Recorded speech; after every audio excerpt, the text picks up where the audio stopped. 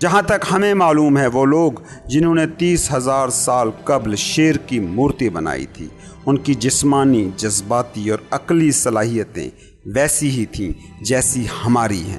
صبح سویرے جاگ کر وہ پہلا کام کیا کرتے تھے؟ وہ ناشتے میں کیا کھاتے تھے؟ ان کے دوپہر کا کھانا کیسا تھا؟ اس زمانے میں سماج کیسا تھا؟ معاشرہ کیا تھا؟ کیا وہ بھی یک زوجگی کا پرچار کرتے تھے یا ان کے یہاں مشترکہ خاندان کا تصور تھا؟ ان کے یہاں تقریبات کیسے ہوتی تھیں؟ کون کون سی اخلاقی قدریں تھیں؟ کیا کیا رسمیں تھیں؟ کون سے کھیل وہ کھیلتے تھے؟ مذہبی تہوار کیسے ہوتے تھے؟ وہ عبادت کیسے کرتے تھے اور کس طرح کی کرتے تھے؟ کیا وہ بھی جنگیں لڑتے تھے؟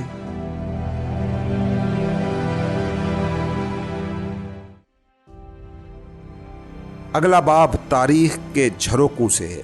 اس میں ہم مختلف ادوار کے پیچھے پردوں میں جھانکنے کی کوشش کریں گے۔ ہم یہ جاننے کی کوشش کریں گے کہ وہ ہزاروں سال جو شعور کے انقلاب اور زرعی انقلاب کے درمیان تھے، ان میں ہمارے آبا کیسی زندگی گزارتے تھے۔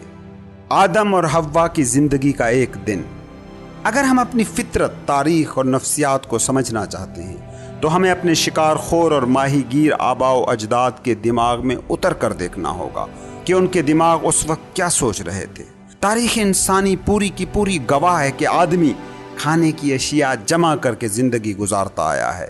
غلہ، چیزیں جمع کرنا گویا انسان کی فطرت سی لگتی ہے۔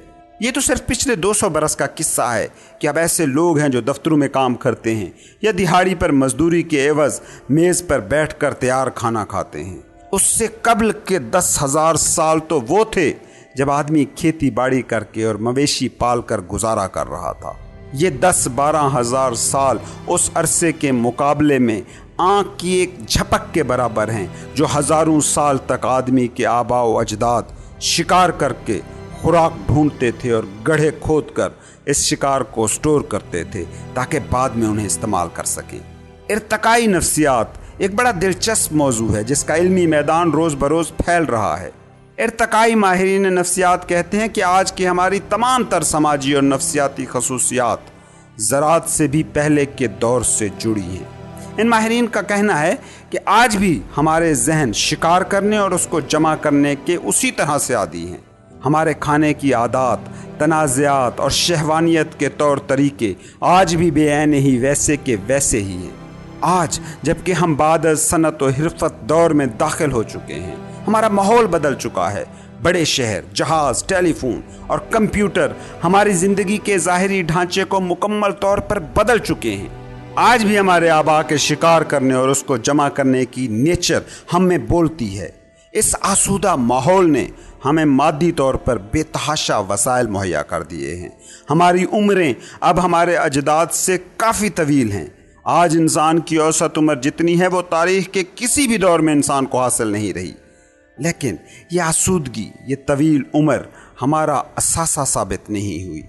بیگانگی، ڈپریشن اور دباؤ آج ہماری روزمرہ زندگی کا حصہ ہیں۔ ارتقائی نفسیات دان کہتے ہیں کہ اس بیگانگی، ہمہ وقت اداسی اور دباؤ، سٹریس کی اصل وجہ جاننے کے لیے ضروری ہے کہ ہم ان شکاری اور خوراک جمع کرنے والے اپنے آبا و اجداد کی زندگیوں میں گھسیں اور جانیں کہ جن کی وجہ سے ہم ایسے ہیں۔ وہ متروک اور معدوم دنیا جس میں ہم آج بھی غیر شعوری یا نیم شعوری حالت میں جی رہے ہیں۔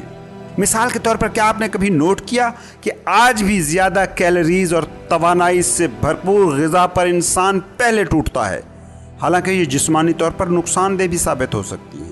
آج کی خوشحال اور تونگر دنیا میں بھی موٹاپا، کرب اور شدید مصیبت کیوں بن چکا ہے؟ ترقی پذیر دنیا میں تو موٹاپے کا یہ طاعون اس شدت اور تیزی سے پھیل رہا ہے کہ جس کا تصور بھی نہیں کر سکتے۔ جب تک ہم اپنے شکار خور اور خوراک جمع کرنے والے اجداد کے کھانے کی عادات کا جائزہ نہیں لیں گے، تب تک یہ معمہ ہی رہے گا کہ آخر ہم سب سے پہلے میٹھی اور چکنائی والی خوراک پر ہاتھ کیوں صاف کرتے ہیں؟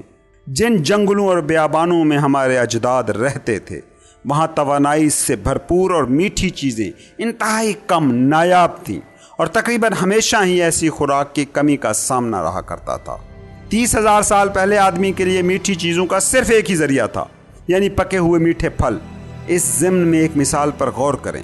فرض کریں पत्थर के ज़माने की कोई औरत है जो कहीं जंगल में से गुजर रही है, उसे इंजीर का एक दरख्त मिल गया जिस पर इंजीर लदे हुए हैं, वो औरत क्या करेगी?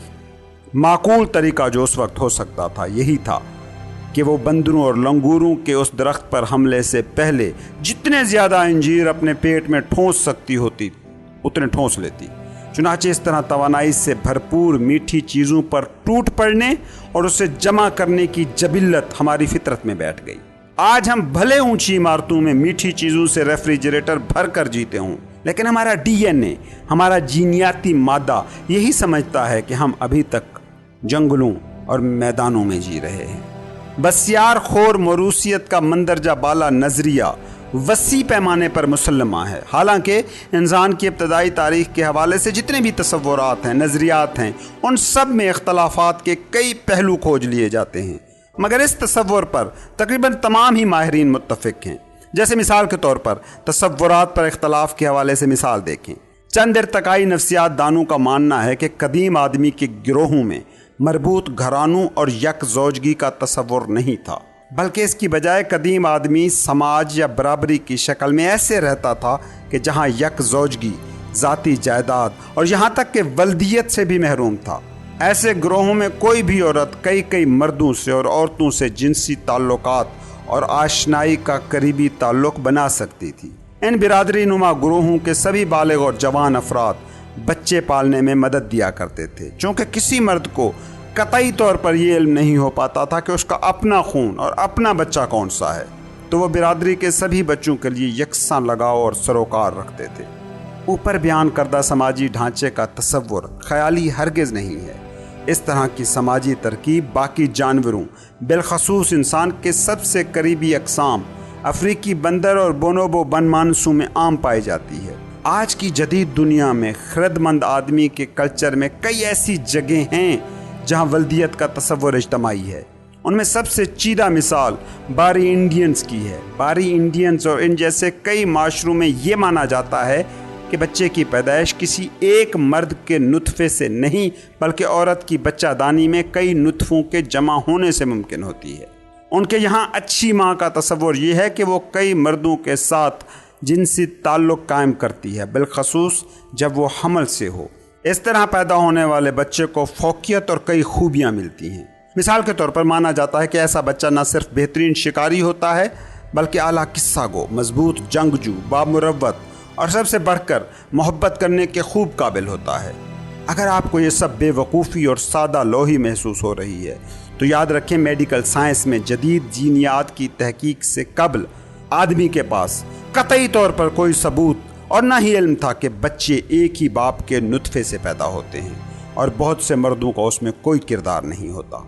इस कदीम ताल्लुका और बिरादरी पर मबनी नज़रिए के हामियों की एक दलील ये भी है कि आज जदीद दौर में शादी का तसव्वुर और उसमें ज़ौजैन के दरमियान बेवफाइयाँ और तशकीक, तलाक की बुलंद शरह और उसके नतीजे में बच्चों और वालदैन के लिए शदीद कोफ्त और नफ्सियाती मसाइल की जड़ असल में ये है कि आज लोगों को मरबूत घरानों और यक ज़ौजगी में रहने पर मजबूर किया जाता है। मरबूत घरानों और यक ज़ौजगी का तसव्वुर किसी भी तरह हमारी हयातियाती फितरत से मेल नहीं खाता। कई मुहक्किकीन मगर इस नज़रिए को शिद्दत और तनदही से रद्द करते हैं। वो इस दलील पर मुसर हैं कि दरअसल यक ज़ौजगी और मरबूत घराने की खसूसियात इंसानी रवैये और तर्ज अमल का मरकज़ी हिस्सा रहे हैं। ये दुरुस्त है कि कदीम शिकारी और खुराक जमा करने वाले आदमी का माशरा आज के जदीद दौर के मुकाबले में इज्तमाइयत, बिरादरी और ताल्लुका की बुनियाद और मसावात और बराबरी के तसव्वुर पर ज़रूर कायम रहा होगा, लेकिन तहकीक ये बताती है कि इस माशरे में भी बहरहाल इकाइयाँ वजूद रखती थीं। उस माशरे में भी हसद के मारे जोड़े पाए जाते थे और बच्चों पर इख्तियार और हक जताया जाता था। यही वो कदीम रवैये हैं जिनकी बुनियाद पर आज दुनिया भर में ज़्यादातर माशरों में यक ज़ौजगी और मरबूत घरानों का तसव्वुर आम है, बल्कि एक मुस्तनद मयार बन चुका है। ये रवैयों और तर्ज अमल का वो मयार है जिसमें आज कहा जाता है कि फितरतन मर्द और औरतें अपने दिल पसंद साथियों, बच्चों के बारे सख्त जज्बाती लगाव रखती हैं, हत्ता कि मिल्कियत और कब्ज़े की हद तक दावा करते हैं। یہ اس معیار کی دین ہے کہ پوری کی پوری ریاستیں جیسے شمالی کوریا، شام اور سعودی عرب جیسے ممالک میں سیاسی طاقت نسل در نسل باپ سے بیٹوں کو منتقل ہوتی رہتی ہے۔ اس اختلافی بحث کو حل کرنے، اپنی جنسیت، سماج اور سیاست کو سمجھنے کے لیے ضروری ہے کہ ہم اپنے آباء و اجداد کے رہن سہن اور لائف سٹائل کے بارے میں سمجھنے کی کوشش کریں۔ ہمیں یہ بھی جاننے کی ضرورت ہے کہ شعور کے انقلاب یعنی آج سے 70,000 سال پہلے اور زرعی انقلاب یعنی 12,000 سال پہلے کے شروع ہونے تک کے عرصے میں آدمی کیسے زندگی گزارتا تھا، وہ کیا کرتا تھا، کیا اس کی مصروفیات ہوتی تھیں۔ بدقسمتی یہ ہوئی کہ ہمارے پاس ہمارے ان ذخیرہ اندوز اور چیزیں جمع کرنے والے اجداد کے بارے میں حتمی معلومات اور ثبوتوں کی شدید کمی ہے۔ قدیم برادریوں یا تعلقہ اور ابدی یک زوجگی کے نظریات کے بیچ جو بحث اور تنازعہ ہے، اس کی وجہ یہی کمزور ثبوت اور کھوکھلی معلومات ہیں۔ یہ تو ظاہر ہے کہ اس دور کا کوئی تحریری ریکارڈ ہمارے پاس نہیں ہے۔ قدیم دور کی باقیات میں فوسل شدہ ہڈیوں اور پتھر کے اوزاروں اور ہتھیاروں کے سوا کچھ بھی ہمارے پاس نہیں ہے۔ اس دور میں استعمال ہونے والی مصنوعات کچھ ہی عرصے میں بوسیدہ ہونے والے خام مال جیسے لکڑی، بانس یا چمڑے سے بنتی تھیں۔ یہ مصنوعات صرف مخصوص اور غیر معمولی حالات ہی میں باقی رہ سکتی تھیں۔ زراعت کی ایجاد سے قبل کے دور کو پتھر کا دور کہنا یہ ایک بڑی غلط فہمی ہے جو اس دور کے آثار قدیمہ اور ملنے والی باقیات کی بنا پر پیدا ہوئی ہے۔ پتھر کے زمانے کو اس نظر سے دیکھیں تو اسے حقیقتاً لکڑی کا زمانہ سمجھنا چاہیے۔ اس کی وجہ یہ ہے کہ اس دور کے آدمی کے زیر استعمال جو بھی چیزیں تھیں بشمول ہتھیار اور اوزار وہ زیادہ تر لکڑی سے بنائے جاتے تھے۔ قدیم دور کے آدمی کی زندگی کو صرف اور صرف باقی بچ رہنے والی اشیاء اور دستیاب آثار قدیمہ کی بنیاد پر دوبارہ کھڑا کر پانا تقریباً ناممکن ہے۔ قدیم دور کے ذخیرہ کرنے والے انسان زرعی دور کے آدمیوں اور آج کے صنعتی دور کے آدمیوں کی زندگیوں کے بارے میں سمجھنے کے حوالے سے بنیادی فرق یہ ہے کہ ہر دور کے آدمیوں نے جو مصنوعات استعمال کی تھیں وہ مختلف تھیں۔ آج کا جدید انسان اپنی زندگی میں بطور جدید اور آسودہ معاشرے کے رکن کے سینکڑوں، ہزاروں بلکہ لاکھوں کی تعداد میں مصنوعات کو استعمال کرتا ہے، جن میں موٹر گاڑیوں سے لے کر نیپکن اور ہوائی جہاز سے دودھ کے ڈبوں تک سبھی مصنوعات شامل ہیں۔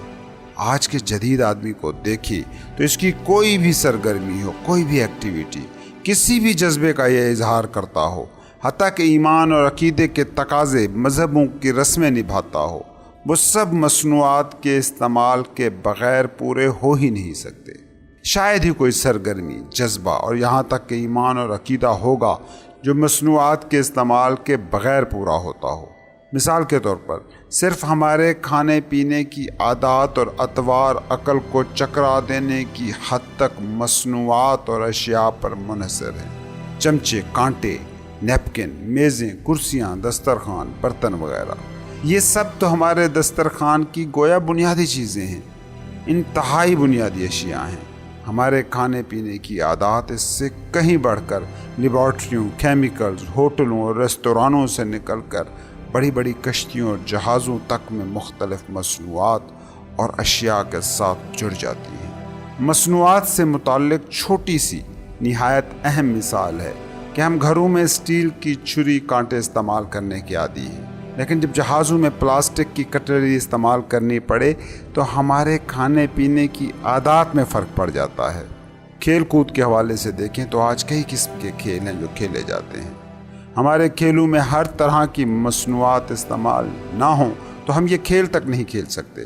جیسے تاش کے کھیل کے لیے پلاسٹک سے بنے پتے، انڈور اور بورڈ گیمز کے لیے طرح طرح کی اشیاء، اور میدانوں میں کھیلوں کے لیے وردیاں، بلے، گیندیں، فٹ بال وغیرہ، اور پھر ان کھیلوں کو دیکھنے کے لیے 1,00,000 افراد کی گنجائش والے اسٹیڈیم جو خود بھی ان مصنوعات سے بھرے ہوتے ہیں۔ ہم اپنے رومانوی جذبات اور جنسی تعلقات کے پر لطف اظہار کے لیے انگوٹھیوں، جیولری، جہازی بستروں، مہنگے کپڑوں، شہوت انگیز زیر جاموں، کنڈوم، فیشنیبل ریستورانوں، ہوٹل کے مخصوص کمروں، ایئرپورٹ کے لاؤنجز میں مختلف کلاسوں، شادی ہالوں اور کیٹرنگ کمپنیوں کی مختلف مصنوعات کا استعمال کرتے ہیں۔ مذاہب ہماری زندگی میں تقدیس کے نمائندے ہیں۔ اس تقدیس کے حصول کے لیے ہم شاندار کیتھولک چرچوں، اونچے میناروں والی مسجدوں، بڑے بڑے دیو ہیکل ہندو مندروں، آشرموں، نہایت ہی بہترین اور قیمتی کاغذ پر اعلیٰ روشنائی سے چھپی ہوئی الہامی کتب، تبت کے گمک اور آواز گروں، موٹی اور نرم گداز قالین نما جائے نمازوں، مرغولوں، بدھ مت کے پہیوں، موم بتیوں، اگربتیوں، کرتوں، جبوں، پوشاکوں، لوبان کی خوشبوؤں، کرسمس کے درختوں، فطیری روٹی، ناریل قطبوں اور ٹوٹمی نشانات سمیت ہر طرح کی لاتعداد مصنوعات کا بے تحاشا استعمال کرتے ہیں۔ ہمیں اپنے زیر استعمال مصنوعات اور اشیاء کی اصل موجودگی اور نوعیت کا صحیح اندازہ اس وقت ہوتا ہے جب ہم کسی نئے گھر میں منتقل ہوتے ہیں۔ قدیم دور کا وہ آدمی جسے ہم ذخیرہ اندوز کہہ رہے ہیں، وہ ہر مہینے، ہر ہفتے اور بعض اوقات ہر روز اپنا پورا گھر اپنی پشت پر لاد کر منتقل کر سکتا تھا۔ اس کے مقابلے میں ہمارے گھروں میں جب منتقلی کا سلسلہ چلتا ہے تو کئی دن تک شفٹنگ کا کام جاری رہتا ہے۔ حالانکہ اس زمانے میں کوئی سامان ڈھونے والی کمپنیاں نہیں تھیں، ٹرک نہیں تھے، یہاں تک کہ زرعی دور سے پہلے تو جانور تک بوجھ اٹھانے کے لیے دستیاب نہیں تھے۔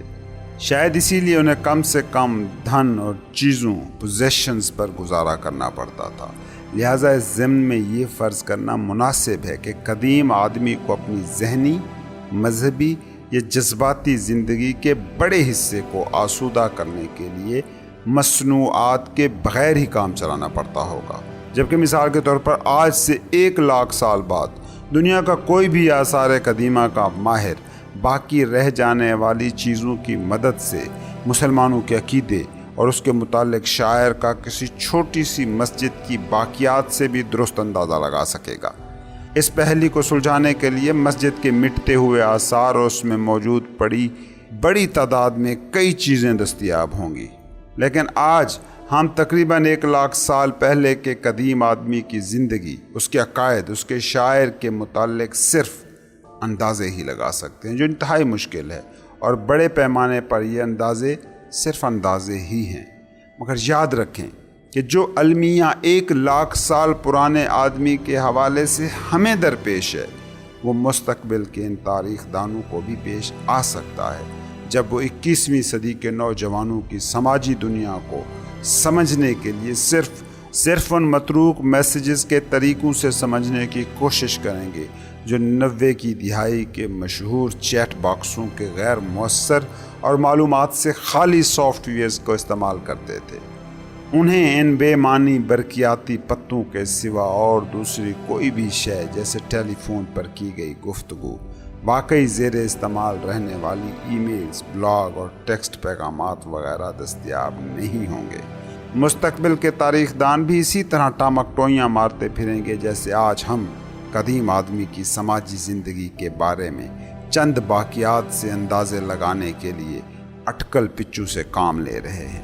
چنانچہ یہ بات یاد رہے کہ مصنوعات پر تکیہ کر کے قدیم آدمی، یعنی خوراک جمع کرنے اور شکار پر گزارا کرنے والے آدمی کی زندگی کی تصویر بنانے کا عمل پرفیکٹ نہیں ہے، اور اس میں کئی رخنے ہیں۔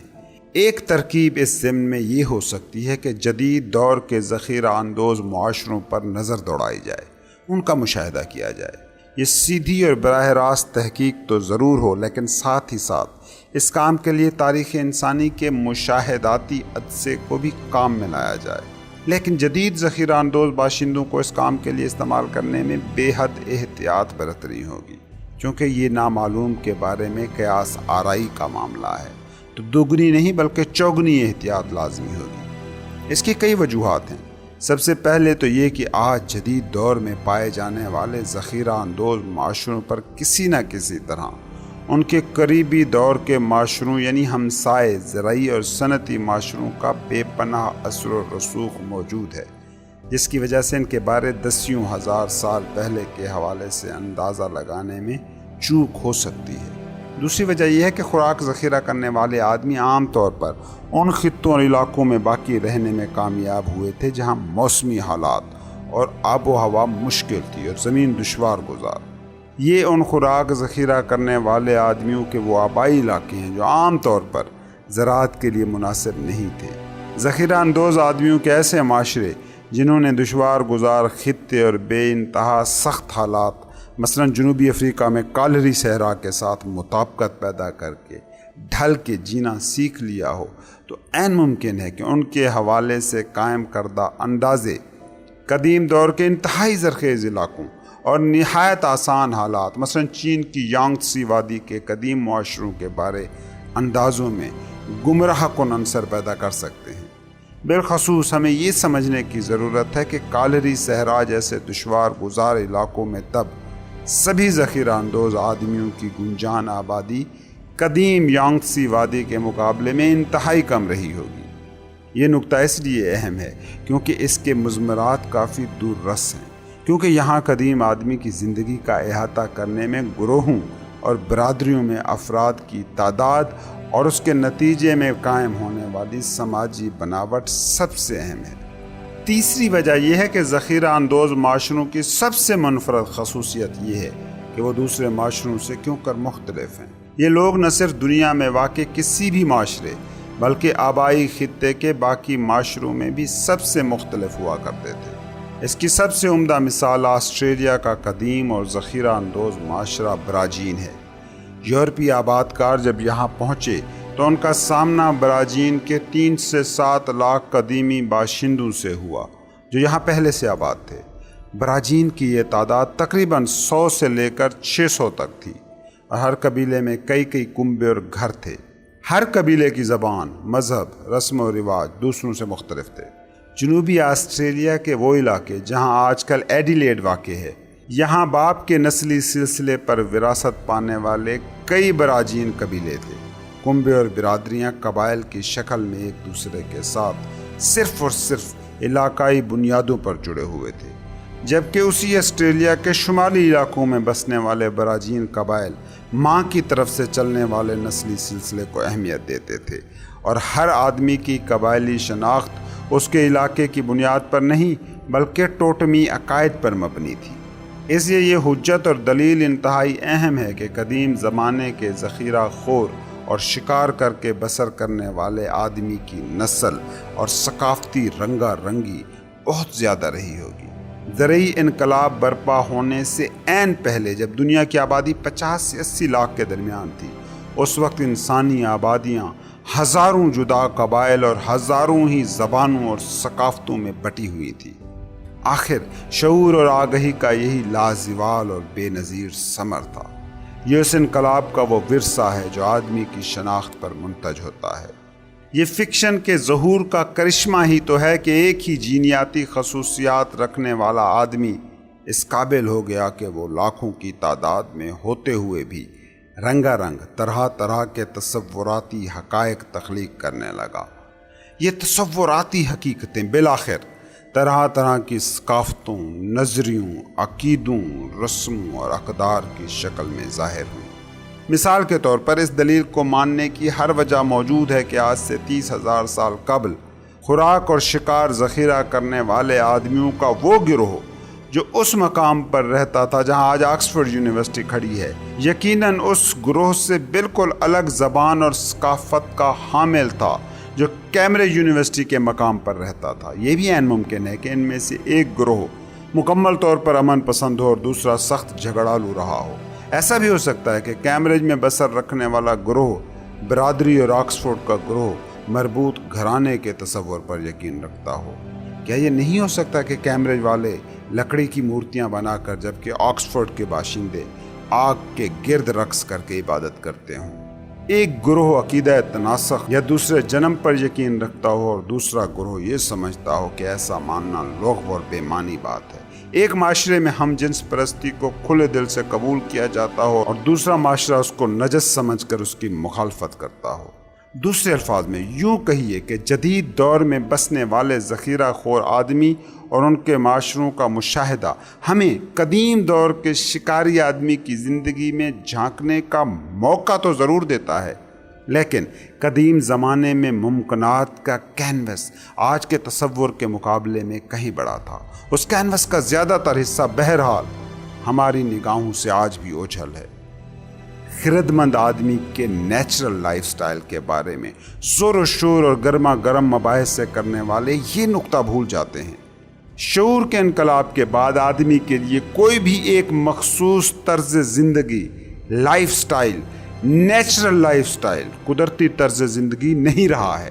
شعور کے انقلاب کے بعد، اس ادراک کے بعد کہ میں کانشس بینگ ہوں، باشعور ہستی ہوں، لائف سٹائل بھی نیچر طے نہیں کرتی بلکہ انسان خود کرتا ہے۔ شعور نے انسانی امکان کو حیران کن وسعتیں دے دی ہیں اور ان امکانات نے آدمی کے لیے تہذیبی اور ثقافتی میدان کو اپنی مرضی سے سجانے کا پورا اختیار دے دیا ہے۔ اولین خوشحال معاشرہ انسان کی تاریخ جاننے کے حوالے سے ہماری آج تک کی جو جستجو ہے، اس کے نتیجے میں جو ایک بات یقین سے کہی جا سکتی ہے وہ یہ ہے کہ قدیم معاشروں، تہذیبوں اور آدمیوں سے متعلق ہماری لا علمی ہمارے علم سے کہیں زیادہ ہے۔ قدیم تاریخ کا ایک بڑا حصہ ہماری نظروں سے اوجھل ہے، لیکن باوجود اس کے ہم اس سوال سے پیچھا چھڑانے پر تیار نہیں کہ زرعی انقلاب سے قبل کا انسان کیسے رہتا تھا، اس کی زندگی کیسی تھی۔ محققین کی سب سے بڑی بے چینی شاید یہی ہے کہ وہ کسی طرح اس دور کے انسان کا ایک عمومی سا تصور قائم کر سکے۔ اس حوالے سے محتاط اندازوں اور جائزوں کے بعد ایک بات ہے جو بڑے وثوق سے کہی جا سکتی ہے، اور وہ یہ کہ زرعی دور سے قبل کا آدمی بڑے بڑے گروہوں کی شکل میں تو کم سے کم نہیں رہتا تھا۔ اس کے گروہوں کی تعداد درجنوں یا پھر زیادہ سے زیادہ سینکڑوں میں ہوگی۔ دوسری یہ بات بھی طے ہے کہ یہ سارے جن سے انسانی کی اس نوع سے تعلق رکھتے تھے کہ جو ہومو سیپینس کہلاتی ہے۔ یہ جو میں نے آخری بات کی ہے، اس کو سمجھنا اور تفصیل سے اس کو دیکھنا بہت ضروری ہے، کیونکہ یہ چیز واضح آبویس نہیں ہے۔ زرعی اور صنعتی دور کے معاشروں کا انحصار زیادہ تر پالتو اور سدھائے ہوئے جانوروں پر تھا۔ ظاہر ہے یہ پالتو اور سدھائے ہوئے جانور اپنے مالکان کے برابر تو نہیں تھے، لیکن بہرحال آج یہ انسانی معاشروں کا حصہ ضرور مانے جاتے ہیں۔ مثال کے طور پر آج نیوزی لینڈ کا معاشرہ 45 لاکھ انسانوں یعنی ہومو سیپینز اور 5 کروڑ بھیڑوں پر مشتمل ہے۔ اس نظریے سے دیکھیں تو صرف ایک جانور ہے جسے اس اصول سے استثناء حاصل ہے، اور وہ جانور ہے کتا، کیونکہ کتا وہ پہلا جانور ہے جسے آدمی نے زرعی انقلاب سے بھی پہلے سدھا کر پالتو بنایا تھا۔ ماہرین اس بارے میں حتمی تاریخ بتانے سے تو قاصر ہیں، بلکہ کئی اس بارے میں اختلاف پائے جاتے ہیں، لیکن ناقابل تردید حد تک آدمی کے یہاں سدھائے ہوئے پالتو کتے کے ثبوت ملتے ہیں۔ آدمی کے گروہوں میں کتا اس سے بھی ہزاروں سال پہلے شامل ہو چکا تھا، لیکن سدھایا بعد میں گیا تھا۔ آدمی کتوں کو شکار، لڑائی، جنگلی درندوں اور دشمن آدمیوں سے ہوشیار کرنے کے لیے استعمال کرتا آیا ہے۔ نسل در نسل ارتقاء کے بعد یہ دونوں انواع اس قابل ہو گئی ہیں کہ ایک دوسرے کی حرکات و سکنات اور اشارے تک سمجھنے لگی ہیں۔ آدمی کے گروہوں میں شامل وہ کتے جو اپنے ساتھی آدمیوں کی ضروریات اور جذبات کو اچھی طرح سمجھتے تھے، ان کا خوب خیال رکھا جاتا اور بہتر خوراک دی جاتی تھی۔ اس طرح کے کتوں کی بقا کے امکانات زیادہ ہوتے گئے، چنانچہ یوں ہی نسل در نسل کتوں نے بھی اپنی ضروریات کو پورا کرنے کے لیے آدمیوں کے ساتھ چترائی اور ہوشیاری سے کام لینا شروع کر دیا۔ کم از کم بھی 15,000 سال پر مبنی یہ تعلق آدمی اور کتوں کے بیچ فہم اور انس کا ایک ایسا رشتہ پیدا کرتا ہے جو آدمی اور کسی دوسرے جانور کے ساتھ نہیں بنا سکا۔ بعض جگہوں پر آثار میں کتوں کی ایسی باقیات بھی ملی ہیں جنہیں مرنے کے بعد پورے چاؤ اور رسوم کے ساتھ دفنایا گیا تھا، بالکل ویسی ہی رسوم کے ساتھ جیسے آدمی کو مرنے کے بعد دفنایا جاتا تھا۔ اس زمانے میں ایک گروہ یا کنبے کے افراد ایک دوسرے کو بہت اچھی طرح جانتے تھے اور ان کے درمیان تعلق بہت قریبی ہوتا تھا۔ ہر وقت زندگی میں ان کے گرد دوست، رشتہ دار موجود ہوتے تھے۔ اس زمانے میں تنہائی اور بیگانگی شاید نایاب اور کامیاب سی چیزیں رہی ہوں گی۔ دوسری اہم بات یہ کہ جہاں ایک ہی علاقے کے گروہوں اور کنبوں میں دوستانہ تعلق مراسم قائم ہوتے، وہاں ان کے درمیان وسائل کی خاطر لڑائی جھگڑے بھی ہوتے تھے۔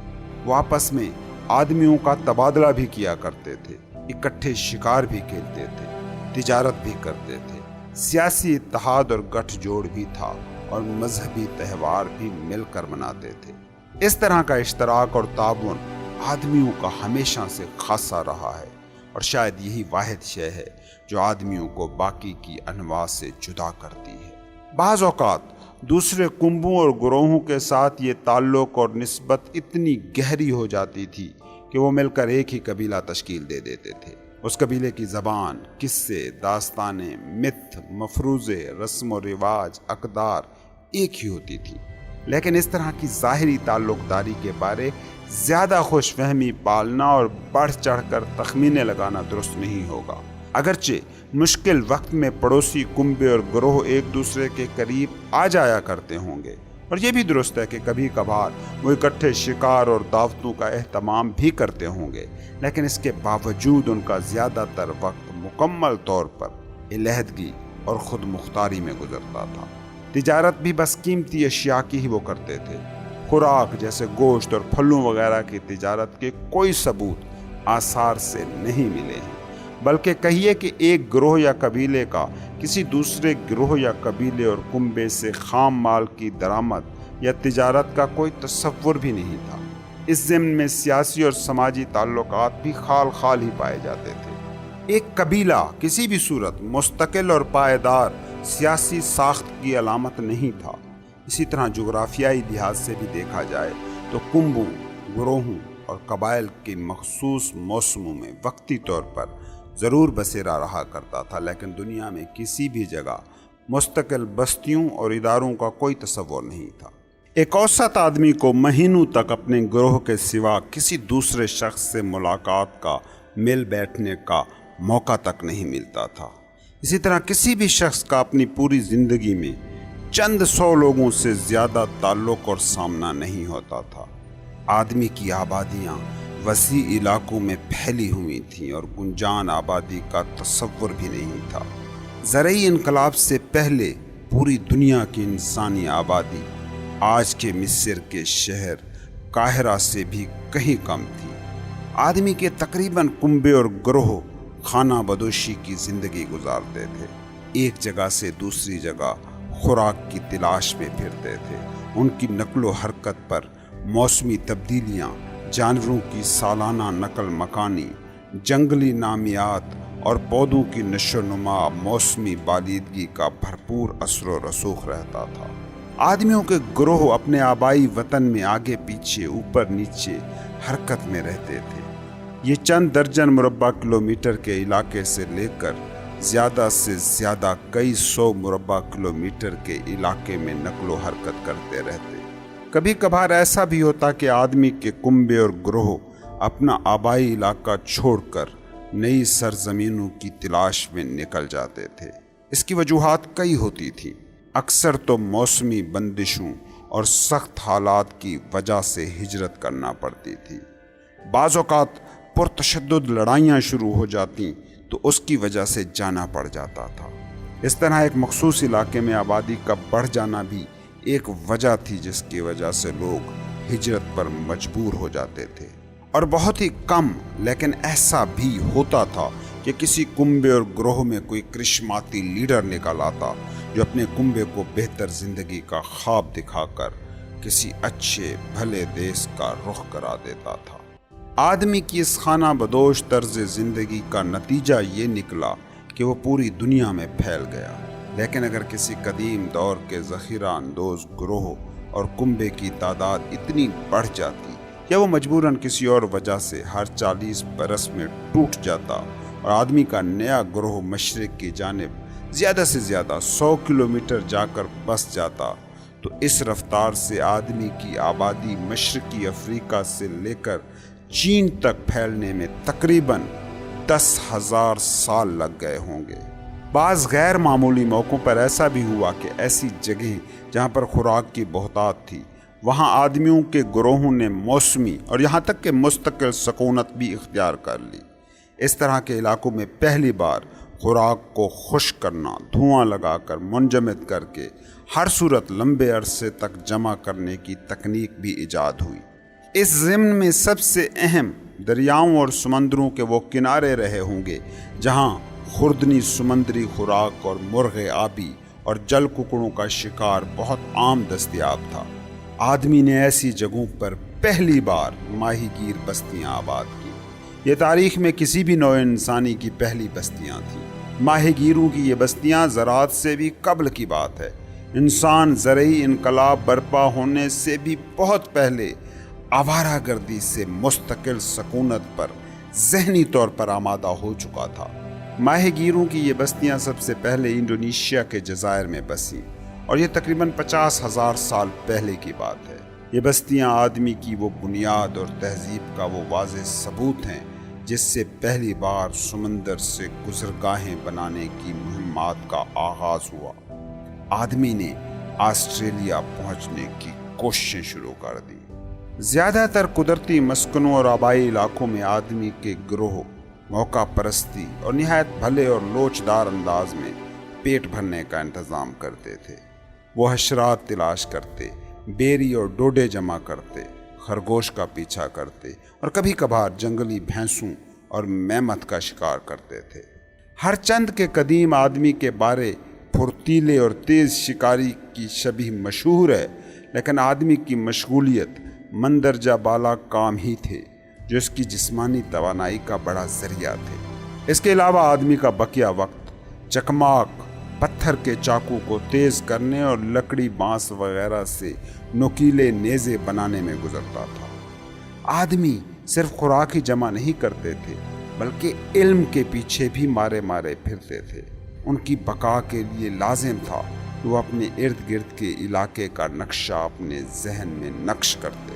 خوراک جمع کرنے کے روزمرہ کے مشغولات کو زیادہ بہتر انداز میں سر انجام دینے کے لیے ان معلومات کی شدید ضرورت پڑتی تھی۔ مثلاً یہ جاننا ضروری تھا کہ پودوں کی مختلف اقسام کس طرح پیدا ہوتی ہیں، کب اور کہاں کہاں پائی جاتی ہیں، مختلف جانوروں کی عادات، مسکن اور رویے کیا ہوتے ہیں۔ یہ پتہ ہونا ضروری تھا کہ آخر کون کون سی خوراک زیادہ سے زیادہ غذائیت سے بھرپور ہے، ایسی کون سی خوردنی اشیاء ہیں جو بیماری پیدا کرتی ہیں، اور کون کون سی بوٹیاں اور خوراکیں ہیں جو علاج بن جاتی ہیں۔ موسموں کے گھٹنے اور بڑھنے کا علم ضروری تھا، اور موسمی حالات جیسے قحط سالی اور طوفان کا پہلے سے اندازہ لگانے کی صلاحیت ضروری تھی۔ وہ ہر دریا اور چشمے کی معلومات جمع کر کے رکھتے تھے۔ اخروٹ کے درختوں کا علم اور محل وقوع یاد رکھا جاتا تھا۔ ریچھوں کے غار اور چکماک کے ذخائر کہاں کہاں پوشیدہ تھے۔ ہر فرد کے لیے لازم تھا کہ وہ اپنے لیے پتھر سے چاقو بنانے کا گر سیکھے، پوشاک کی مرمت کر سکے، خرگوش پکڑنے کے لیے کڑکی ڈال سکے، برفانی تودوں کا سامنا کیسے کرنا ہے، سانپ کاٹ لے تو زہر کیسے کھینچنا ہے، اور اگر شیر کا سامنا ہو جائے تو بھاگنا یا چھپنا کیسے ہے۔ ایسے اور دوسرے کئی ایسے فنون اور ہنر تھے جن میں مہارت حاصل کرنے کے لیے آدمی کو سالہ سال کی محنت، شاگردی اور مشق درکار ہوتی تھی۔ قدیم دور کا ذخیرہ اندوز آدمی چکماک کے معمولی پتھروں کو منٹوں کے اندر نوکیلی برچھی یا چاقو میں ڈھال سکتا تھا، لیکن آج ہم میں سے کوئی بھی شخص ایسی کوشش کرے تو پوری طرح ناکام رہے گا۔ ہم میں سے اکثریت نے کبھی چکماک دیکھا ہی نہیں ہوگا۔ چکماک کی پرت داری بارے علم اور اس سے نفیس اوزار اور ہتھیار بنانے کی اہلیت اور فن تو بہت دور کی بات ہے۔ دوسرے الفاظ میں یہ کہا جا سکتا ہے کہ قدیم دور کے ذخیرہ اندوز آدمی کو اپنے ارد گرد ماحول سے متعلق آج کے جدید آدمی سے کہیں بڑھ کر وسیع، گہرا اور متنوع علم اور سمجھ تھی۔ آج کے صنعتی معاشرے کے آدمی کو بقا کے لیے نیچرل دنیا کے بارے میں جاننے کی زیادہ ضرورت ہی نہیں رہی۔ آج آدمیوں کو کمپیوٹر انجینئر، انشورنس ایجنٹ، تاریخ کے استاد یا فیکٹری فورمین بننے کے لیے کس طرح کے علم کی ضرورت ہوتی ہے، وہ اس کے پیچھے بھاگتے ہیں۔ اس مقصد کے لیے اپنے کسی ایک مخصوص اور محدود فنی میدان میں مہارت کی ضرورت بس رہتی ہے، ورنہ زندگی کی باقی ضروریات کو پورا کرنے کے لیے ان میدانوں میں ہر طرح کے ماہرین اور کام کرنے والے آج موجود ہیں۔ ان میدان میں مہارت رکھنے والوں کا علم ہمارے فن میں محدود ہوتا ہے اور وہ ہم پر انحصار کرتے ہیں۔ اجتماعی طور پر انسان آج اس دنیا کے بارے اتنا وسیع علم رکھتا ہے جتنا قدیم آدمی سوچ بھی نہیں سکتا تھا، لیکن انفرادی سطح پر دیکھا جائے تو قدیم دور کے ذخیرہ اندوز آدمی تاریخ کے سب سے بہتر عالم اور فنون میں ماہر رہے تھے۔ تحقیق سے پتہ چلتا ہے کہ آج ایک اوسط آدمی کے دماغ کا سائز ذخیرہ اندوز دور کے آدمی کے مقابلے میں دراصل کم ہوا ہے۔ اس دور میں بقا کے لیے ہر شخص کے لیے شاندار اور کمال درجے کی دماغی صلاحیتوں کا حامل ہونا ضروری تھا۔ جب زراعت اور صنعت و حرفت کا دورہ ہوا تو لوگ بقا کے لیے دوسرے لوگوں کی صلاحیتوں پر انحصار کرنے لگے اور یوں کاہلی، سستی اور ضعیف العقلی کا در کھل گیا۔ آدمی کے لیے نہ صرف اس کاہلی اور ضعیف العقلی کے ساتھ زندہ رہنا ممکن ہو گیا، بلکہ اپنی اس کم عقلی اور معمولی نوعیت کی ذہنی سرگرمیوں کو اگلی نسل میں منتقل کرنے میں بھی اسے کوئی مسئلہ نہ رہا۔ قدیم دور کے ذخیرہ اندوز آدمی نے جہاں اپنے ارد گرد کی دنیا میں جانوروں، پودوں، بوٹیوں اور قدرتی عوامل کے مطابق سمجھ بوجھ بڑھائی، وہیں اپنے جسم اور حس کے اندر کی دنیا کو بھی کھنگالا۔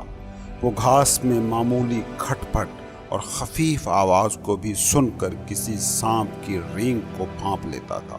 کسی درخت میں بیل بوٹوں اور پتوں کی کثرت سے پھل کے میٹھے ہونے اور مقدار کے ساتھ ساتھ اس میں پرندوں کے گھونسلوں اور شہد کی مکھیوں کے چھتوں کا بھی پتہ لگا لیتا تھا۔ وہ اس قابل تھا کہ معمولی کثرت سے اور آواز پیدا کیے بغیر نہایت خاموشی کے ساتھ دوڑ لگانا اچھی طرح جانتا تھا۔ اس دور کا ہر شخص ایسے رہتا تھا جیسے آج کی دنیا میں بہترین دوڑ لگانے والے چند گنے چنے ایتھلیٹ رہتے ہیں۔ ذخیرہ اندوز آدمی اس قدر مشاق اور پھرتیلا رہا کرتا تھا کہ آج کے دور میں لوگوں کے لیے برسوں کی محنت اور مشقت، یوگا اور تائی چی کی سخت محنت کے باوجود بھی اس کا حصول ممکن نہیں رہا۔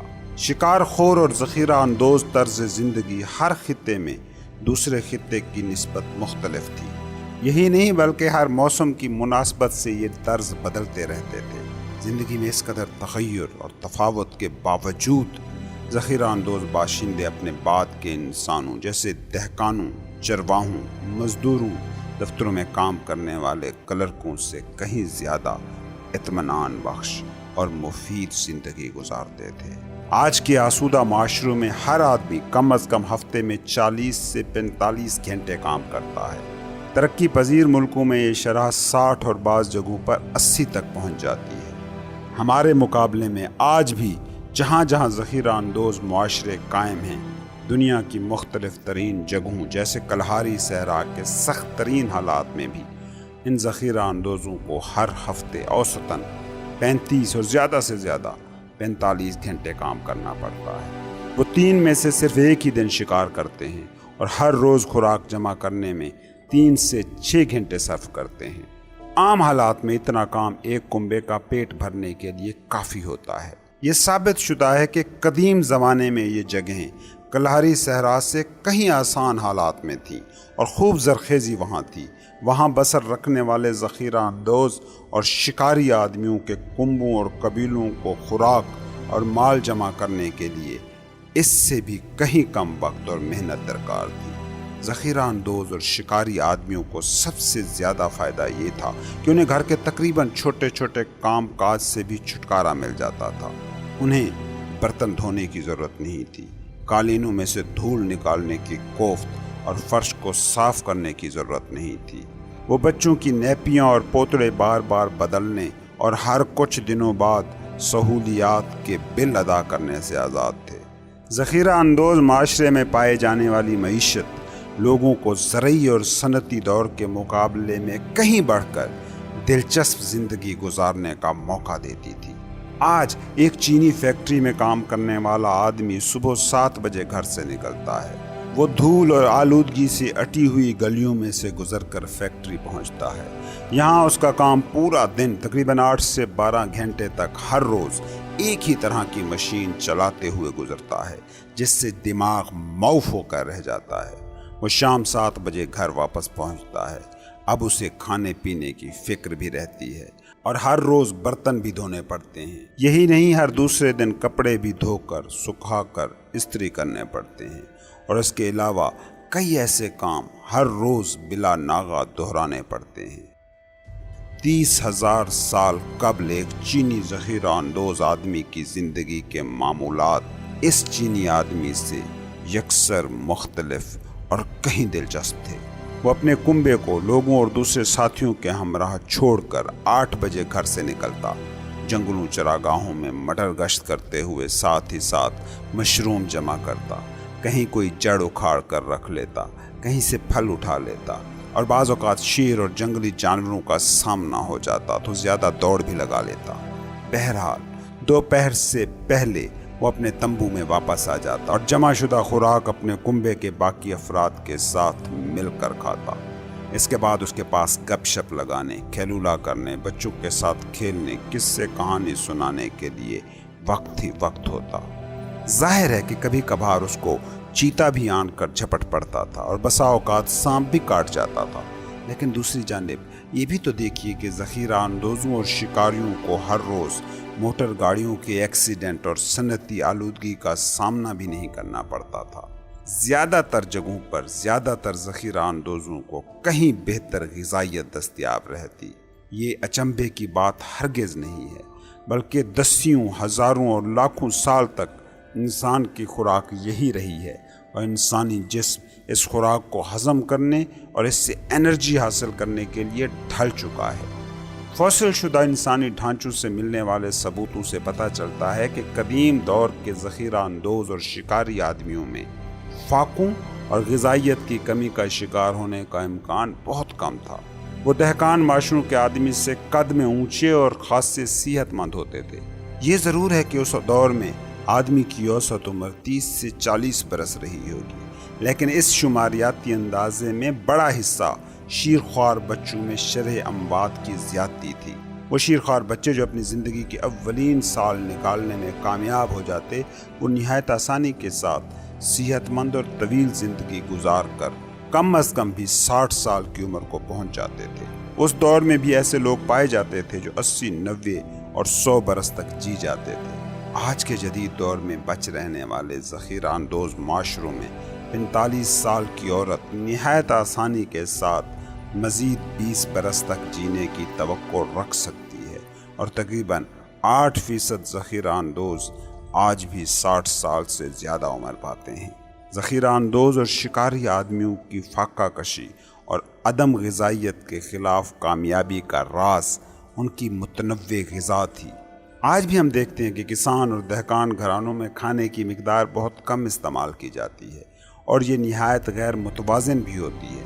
بالخصوص اس جدید زمانے سے قبل تو زراعت پر انحصار کرنے والی آبادیوں کی توانائی کی ضرورت صرف اور صرف ایک فصل جیسے گندم، آلو یا چاول سے پوری ہوتی تھی۔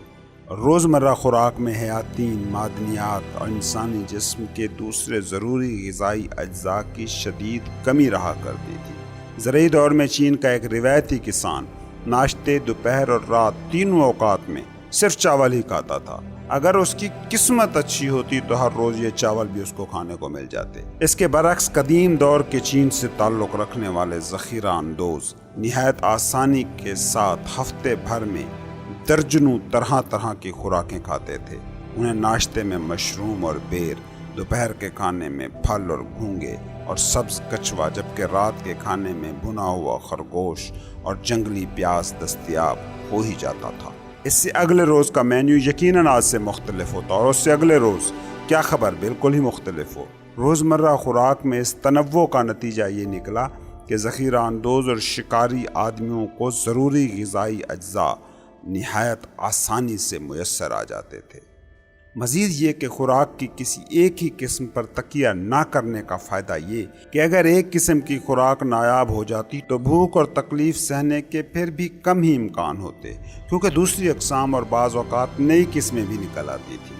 زراعت پر انحصار کرنے والے معاشرے قحط سالی، سیلاب، آگ اور دوسری ایسی ہی آفتوں کے نتیجے میں بار بار بھوک اور افلاس کا شکار ہوتے رہتے تھے، کیونکہ ان کی واحد خوراک گندم، چاول یا آلو کی فصل تباہ ہو جاتی تھی۔ یہ بات نہیں تھی کہ ذخیرہ اندوز معاشرے قدرتی آفتوں سے بچے ہوئے تھے۔ ہر کچھ عرصے بعد ان آفتوں کے نتیجے میں محتاجی اور بھوک کا شکار ہو ہی جاتے تھے، لیکن وہ زرعی معاشروں کی نسبت ان مشکلات اور تباہیوں سے بآسانی نمٹ لیتے تھے۔ اگر ان کی خوراک کا بڑا حصہ ضائع بھی ہو جاتا تو وہ فٹ سے خوراک دوبارہ سے جمع کر لیتے، نت نئے جانوروں کا شکار کرتے، نہایت آسانی کے ساتھ کسی دوسرے محفوظ علاقے میں نکل جاتے تھے۔ قدیم دور کے ذخیرہ اندوز آدمی متعدی بیماریوں سے نسبتاً کم ہی بیمار پڑتے تھے اور کم ہی متاثر ہوتے تھے۔ تاریخ گواہ ہے کہ تقریباً متعدی بیماریوں نے ہمیشہ ہی زرعی اور صنعتی معاشروں کو متاثر کیا ہے۔ ان میں چیچک، خسرہ، ٹی بی اور ایسی کئی دوسری پیچیدہ بیماریوں کے نام آتے ہیں۔ یہ ساری وہ بیماریاں ہیں جو گھریلو سطح پر سدھائے ہوئے پالتو جانوروں سے انسانوں میں منتقل ہوتی تھیں۔ جانوروں کو سدھا کر پالتو بنانے کا سہرا بھی زرعی انقلاب کے سر جاتا ہے۔ وہ قدیم آدمی جس نے صرف اور صرف کتے کو سدھایا تھا، وہ اس طرح کی قباحتوں سے آزاد تھے۔ علاوہ ازیں زرعی اور صنعتی معاشروں میں لوگ گنجان آبادیوں میں مستقل طور پر مل جل کر رہتے تھے، جہاں صفائی ستھرائی کا امکان کم ہوتا ہے۔ ایسی جگہیں متعدی امراض کا گڑھ ہوتی ہیں۔ قدیم آدمی چونکہ گروہوں اور کنبوں میں بٹ کر اور خانہ بدوشی کی زندگی گزارتا تھا، اس لیے اس کے یہاں وبائی اور متعدی امراض پنپ ہی نہیں سکتے تھے۔ متوازن، متنوع اور مکمل غذا، روزمرہ معمولات اور مشقت کی نسبتاً مختصر دورانیے اور متعدی امراض کی ندرت جیسے عوامل ہی ہیں جن کی بنیاد پر محققین زراعت سے قبل کے ذخیرہ اندوز اور شکاری آدمی کے دور کو اولین اور واقعی آسودہ معاشرہ سمجھتے ہیں۔ تاہم قدیم آدمی کے اس طرز زندگی کو مثالی سمجھ لینا سراسر غلطی ہوگی۔ اگرچہ وہ زرعی اور صنعتی آدمی کی نسبت بہتر زندگی گزارتے تھے، لیکن یہ زندگی یقیناً سخت اور انتہائی مشکل تھی۔ مثلاً محتاجی اور سختی بہت زیادہ تھی۔ بچوں میں شرح اموات ناقابل یقین حد تک زیادہ تھی، اور وہ حادثات جو آج کی دنیا میں نہایت معمولی اور غیر اہم سمجھے جاتے ہیں، جیسے معمولی خراشیں یا فریکچر یا زخم وغیرہ، اس دور میں گویا یہ موت کے پروانے تھے۔ زندگی میں زیادہ تر ذخیرہ اندوز آدمیوں کو اپنے کنبے کی انسیت اور قربت تو ملتی رہتی تھی، لیکن ان میں بد نصیب جو اپنے کنبے کے افراد کے مذاق اور بد اندیشی کا شکار ہوتے تھے، ان کا کوئی پرسان حال نہ ہوتا تھا۔ وہ اگر اپنے کنبے سے کٹ جاتے تو ان کا بچ جانا ناممکن ہو پاتا، وہ سخت مصیبت میں مبتلا ہو جاتے۔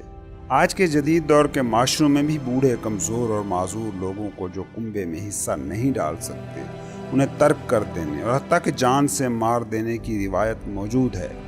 اس دور میں غیر مطلوب اور ناپسندیدہ بچوں کو پیدا ہوتے ہی موت کے منہ میں دھکیل دیا جاتا ہوگا، اور ایسے ثبوت بھی ہیں کہ عقیدے اور شاعر کی ادائیگی کے لیے انسانی قربانی کا تصور بھی ان معاشروں میں موجود تھا۔ پیراگوئے کے جنگلوں میں 1960 تک باقی کی دنیا سے کٹ کر چند ذخیرہ اندوز قبائل بسر رکھتے تھے۔ انہیں آچی قبائل کہا جاتا ہے۔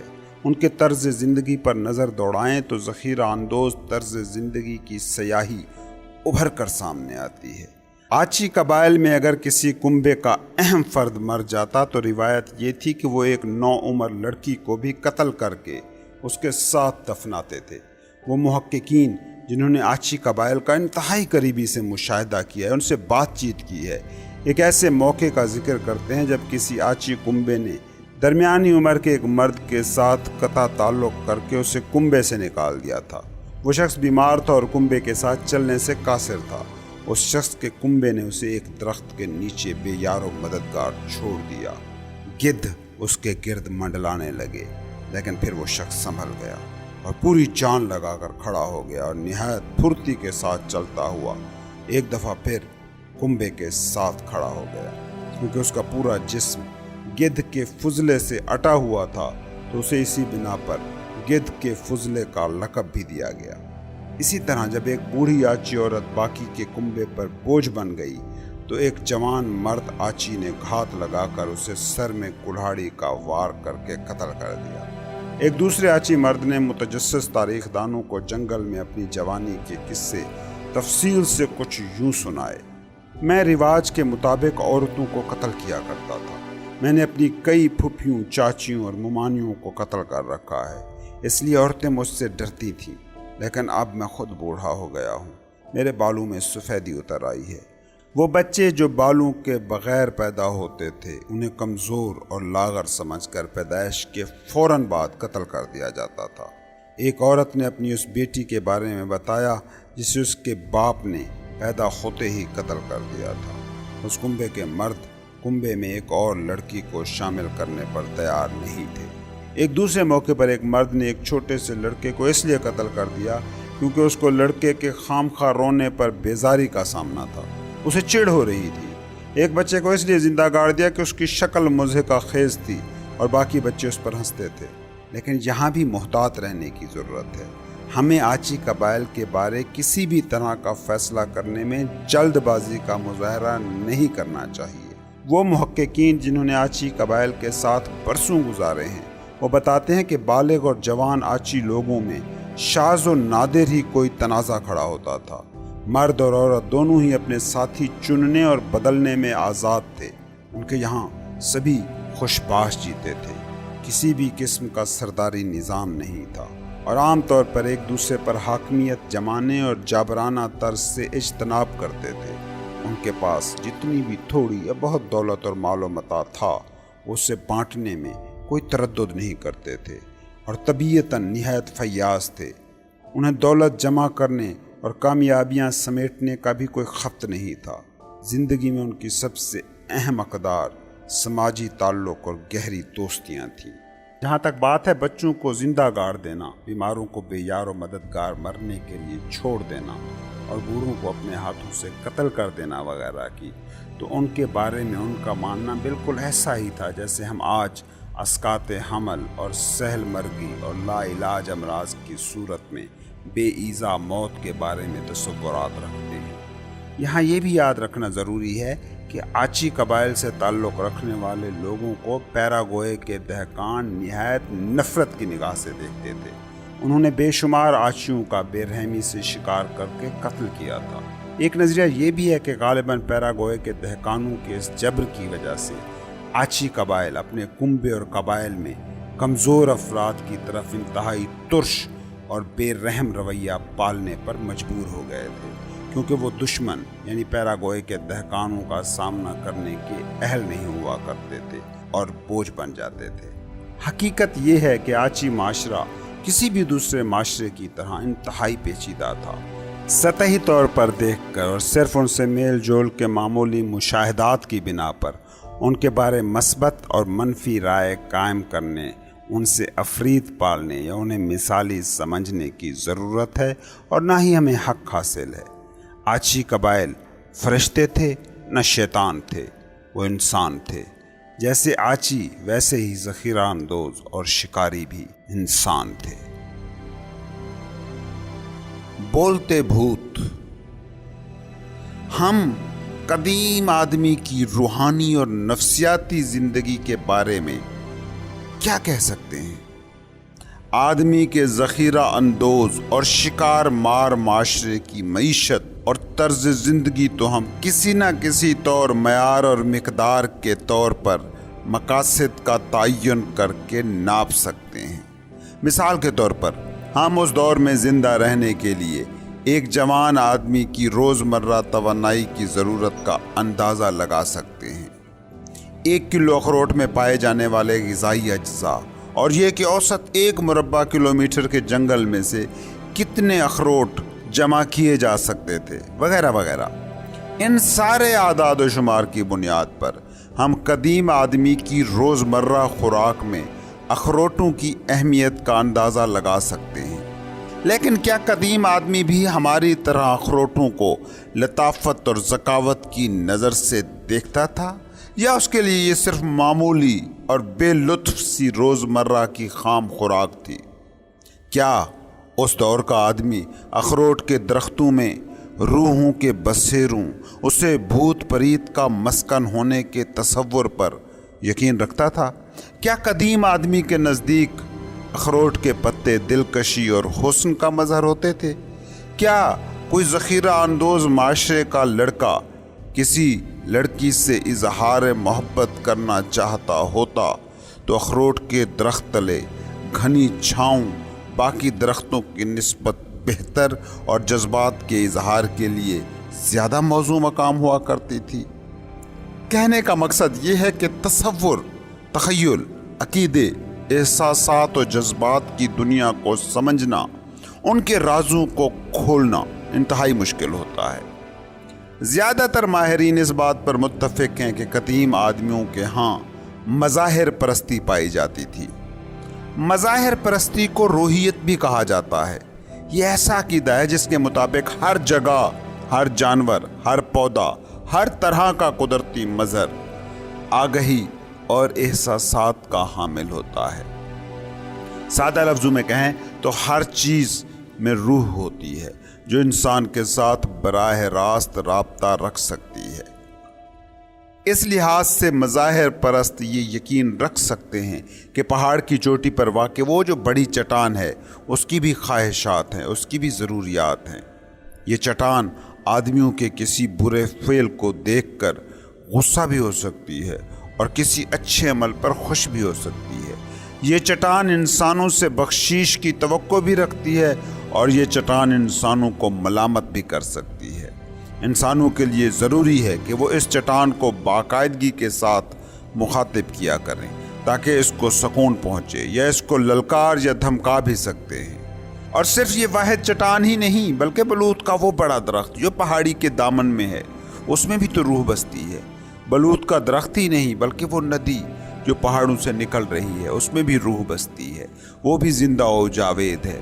فلاں چشمہ، وہ جنگل، بوٹیوں کا میدان، پگڈنڈیاں، کھیتوں میں سوراخ نکالنے والی چوہیا، بھیڑیے اور کوے بھی روح کے مالک تو ہیں۔ مظاہر پرستی کے دور میں صرف اشیاء اور جاندار ہی روحوں کے حامل جیدار نہیں ہوتے تھے، غیر مادی وجود بھی روحوں کا مسکن ہو سکتے تھے۔ مثلاً مر جانے والے آدمیوں اور جانوروں کی روحیں، غیر مرئی دوست اور بدخواہ مخلوقات، بھوت پریت، پریاں اور معصوم فرشتے وغیرہ بھی وجود رکھتے تھے۔ مظاہر پرستوں کا ماننا ہے کہ انسان اور دوسرے جانداروں میں کوئی رکاوٹ نہیں ہے۔ انسان ان روحانی مخلوقات کے ساتھ بات چیت کر، گانے گا، رقص میں جھوم اور رسومات ادا کر کے براہ راست رابطہ قائم کر سکتا ہے۔ مثلاً ایک شکاری ہرنوں کے ایک ریوڑ کو زیر لب یا بآواز بلند مخاطب کر کے ان میں سے کسی ایک ہرن کی روح کو انسانی خوراک کے لیے قربان ہونے کی درخواست کر سکتا ہے۔ اگر شکار کامیاب رہا تو اس کا مطلب یہ ہے کہ شکار ہو جانے والے ہرن کی روح نے آدمی کی بات سن کر خود کو قربان کرنے کی کوشش کی تھی۔ اب شکاری کے لیے بھی لازم ہے کہ وہ اس مردہ ہرن کی روح سے معافی مانگے اور اس کا شکر گزار رہے۔ جب کوئی شخص بیمار پڑ جاتا تو ایک دشمن یا عطائی روحوں کو بلا بھیج سکتا تھا اور بیماری کے خلاف مدد کی درخواست کر سکتا تھا تاکہ بیماری کو ڈرا دھمکا کر بھگایا جا سکے۔ اگر ضرورت پڑتی تو یہ عطائی دوسری اور طرح طرح کی روحوں کی مدد بھی طلب کر سکتا تھا۔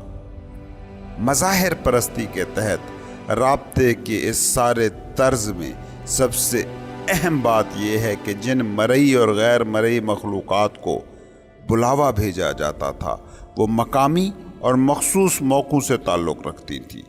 ان میں سے کوئی بھی روح، مخلوق یا وجود آفاقی خدا نہیں ہو سکتی، بلکہ کوئی مخصوص ہرن، کوئی مخصوص درخت، چشمہ، ندی، پہاڑ یا بھوت پریت اور اس کی روح مراد ہوتی ہے۔ مظاہر پرستی میں جس طرح انسانوں اور ان مخلوقات کے بیچ کسی قسم کی رکاوٹ نہیں ہوتی، تو لازمی نتیجہ ہے کہ کوئی مخصوص درجہ بندی بھی نہیں ہوتی۔ اس سے مراد یہ ہے کہ غیر انسانی وجود اور مخلوق صرف اس لیے وجود نہیں رکھتے کہ وہ انسانی ضروریات اور خواہشات کو پورا کرتے ہیں، لیکن یہ وجوہات یا مخلوقات طاقتور خدا بھی نہیں ہیں جو اپنی مرضی، اپنی منشا اور خواہش کے مطابق دنیا کا کاروبار چلانے پر قدرت رکھتے ہوں۔ روحیت کے تصور میں یہ بھی شامل ہے کہ دنیا انسانوں اور نہ ہی دوسری طرح کی سبھی مخلوقات اور وجودات کے گرد گھومتی ہے۔ مظاہر پرستی یا روحیت کوئی مخصوص مذہب نہیں ہے، بلکہ یہ سرے سے کوئی مذہب ہی نہیں ہے۔ کہا جاتا ہے کہ مظاہر پرستی سب مذاہب کی بنیاد میں گھٹا ہوا ایک اساسی انسانی فلسفہ ہے۔ یہ تاریخ بھر میں پائے جانے والے مذاہب، فرقوں اور عقائد کا عمومی نام کہا جا سکتا ہے۔ ان سارے مذاہب، عقائد، دھرموں اور طریقہ کار کو یوں بھی مظاہر پرستی یا روحیت کے فلسفے پر مجتمع کیا جا سکتا ہے، کیونکہ یہ تصور یا فلسفہ دنیا و ما فیہا سے انتہائی قریب اور اس دنیا میں انسان کے مقام کا تعین کرتا ہے۔ قدیم ذخیرہ اندوز آدمیوں کے بارے میں یہ کہنا کہ وہ مظاہر پرست تھے ایسے ہی ہے جیسے ہم جدید دور سے قبل زراعت پیشہ دہقانوں کے بارے میں کہہ دیں کہ وہ زیادہ تر خدا پرست تھے۔ خدا پرستی کا تصور یہ ہے کہ دنیا بلکہ کائنات میں غیر مرئی ایک ایسا نظام قائم ہے جو درجہ بندی پر قائم ہے۔ اس نظام میں کئی غیر مرئی لیکن سماوی موجودات کا ایک چھوٹا سا گروہ پایا جاتا ہے جس کا انسان کے ساتھ گہرا تعلق ہے۔ ان وجوہات کو خداؤں یا فرشتوں کا نام دیا گیا۔ اس لحاظ سے یہ کہنا درست ہے کہ جدید دور کے قبل کے زرعی معاشرے بجا طور پر خدا پرستی کے قائل تھے، لیکن یہ اصطلاح کسی بھی طور پر مخصوص عقائد کے بارے کچھ پتہ نہیں دیتی، بلکہ یہ ایک عمومی تصور گردانا جائے گا۔ مثال کے طور پر خدا پرستی کے عام تصور کے قائل تو 18ویں صدی پولینڈ میں بسر رکھنے والے یہودی اور 17ویں صدی میں چڑیلوں کو جلانے کے قائل میساچوسٹس کے تطہیری بھی ہیں۔ 15ویں صدی کے آرٹک قبائل، 12ویں صدی کے ایرانی صوفی درویش، 10ویں صدی کے وائکنگ جنگجو، 2ویں صدی کے رومی لشکر اور 1 صدی کے چینی بیوروکریٹ، یہ سبھی خدا پرست تھے۔